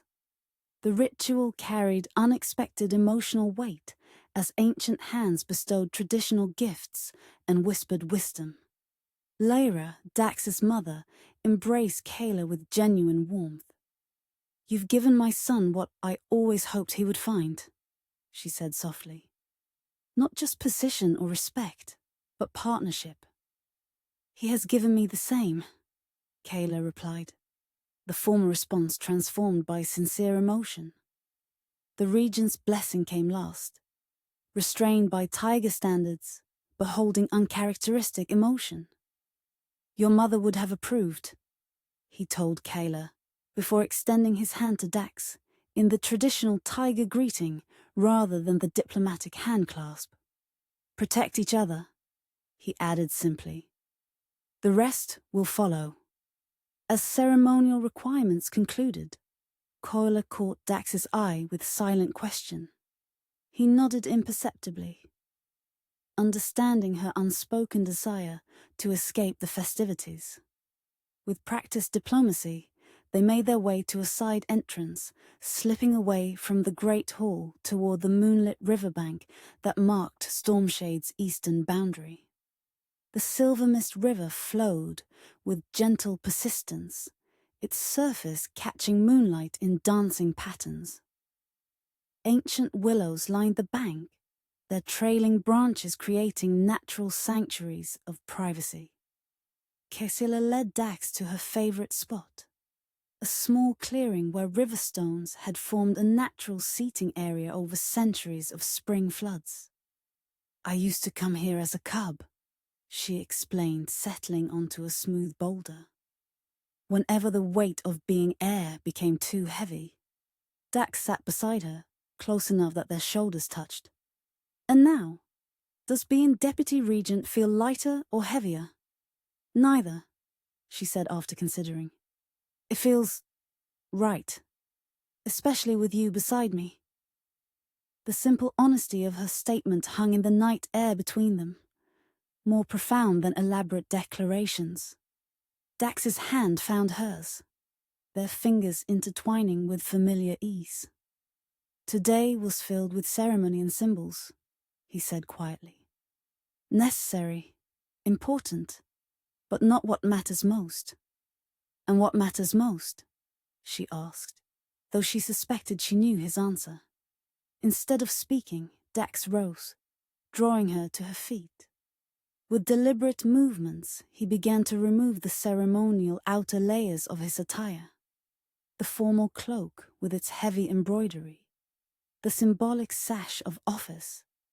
Understanding his intention, Kaela did the same, setting aside the elaborate headdress and ornamental armor that tradition had required. Layer by ceremonial layer, they shed the symbols of their positions until they stood in simple tunics and trousers. No longer deputy regent and sentinel, but simply themselves.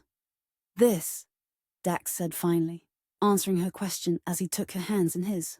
"Just us. No pacts, no politics, no ancient rivalries. Just Dax and Kaela." The moonlight bathed them in silver radiance as they stood facing each other on the riverbank. By unspoken agreement, they began to shift. Not the partial transformations of the ceremony, but something more complete. For tigers and wolves alike, full transformation in another's presence represented ultimate vulnerability and trust. The process was deeply personal, rarely witnessed except by family or closest pack members. Yet here, in this private moment after public ceremony, they offered each other this final gift. Kaela's shift flowed like liquid gold, tiger form emerging with practiced grace. Beside her, Dax's transformation unfolded in silver-grey harmony, wolf taking shape with fluid purpose. Tiger and wolf stood facing each other on the moonlit shore, ancient enemies by nature, united by choice. After a moment of stillness that acknowledged the weight of the moment, the tiger moved first, approaching the wolf with deliberate steps. They circled each other once in ancient predator recognition, then settled side by side on the riverbank, bodies touching from shoulder to flank. Together, they watched the moon's reflection dancing on the water's surface, comfortable in shared silence. No witnesses observed as the night deepened, and they eventually shifted back to human form, their transformations synchronized in unconscious harmony. No formal vows were exchanged beyond those already spoken, but in the privacy of night, tiger and wolf discovered the final truth of their union, that love, like the river before them, found its own path beyond the boundaries others had established. Dawn painted the eastern sky in watercolor promise as Kaela and Dax stood upon Lookout Ridge, surveying the territories spread below them. From this vantage point, the artificial boundary between Stormshade and Moonwatcher seemed arbitrary. The forest flowed uninterrupted, wildlife moved without regard for pact claims, and the river wound through both domains with equal grace. "It looks different this morning," Kaela observed, her hand finding Dax's with casual certainty. "The land hasn't changed," he replied, understanding her meaning. "Only how we see it." Below them, activity had already begun in the combined camp, where many from both packs had remained after yesterday's celebration. Wolf and tiger sentries patrolled together, sharing the watch with unprecedented cooperation. Younger members of both packs cautiously explored new friendships, curiosity overcoming lifelong caution. "One ceremony won't erase centuries of separation," Dax said realistically. "There will be challenges ahead." "Of course there will," Kaela agreed, leaning slightly against his shoulder. "Traditions don't transform overnight, but they can evolve with proper guidance." The rising sun illuminated their figures on the ridge. The tiger's heir and the wolf's sentinel, now bound by more than diplomatic arrangement. Their personal journey from reluctant representatives to trusted partners mirrored the larger possibility for their peoples. "What comes next?" Dax asked, his arm slipping around her waist. Kaela turned to face him, amber eyes meeting grey with unwavering certainty. "We build something new," she said simply. "Not tiger, not wolf, but stronger for having elements of both." His free hand rose to trace the curve of her cheek, wonder still evident in his expression. "Together." It wasn't a question, but she answered anyway, rising on tiptoes to bring her lips to his in brief, tender contact. "Together." As they made their way down the ridge toward the waiting packs, their steps fell naturally into synchronized rhythm. Two hearts beating as one, two traditions finding harmony, two futures merged into a shared path forward. Behind them, the treaty stone stood bathed in morning light, its ancient carvings now visibly renewed with the amber glow that had appeared during their ceremony. New symbols had somehow emerged alongside the old. Tiger and wolf, no longer separated by the traditional boundary line, but depicted side by side in protective stance. The stone would stand for generations more, witnessing the unfolding of what had begun this day. And those who came after, cubs with mixed heritage and dual traditions, would grow up hearing the story of how tiger and wolf discovered that differences need not divide when hearts beat to the same rhythm. Not just alliance, not just duty, but a love strong enough to bridge ancient divides and forge new possibilities for all who followed in their path. The end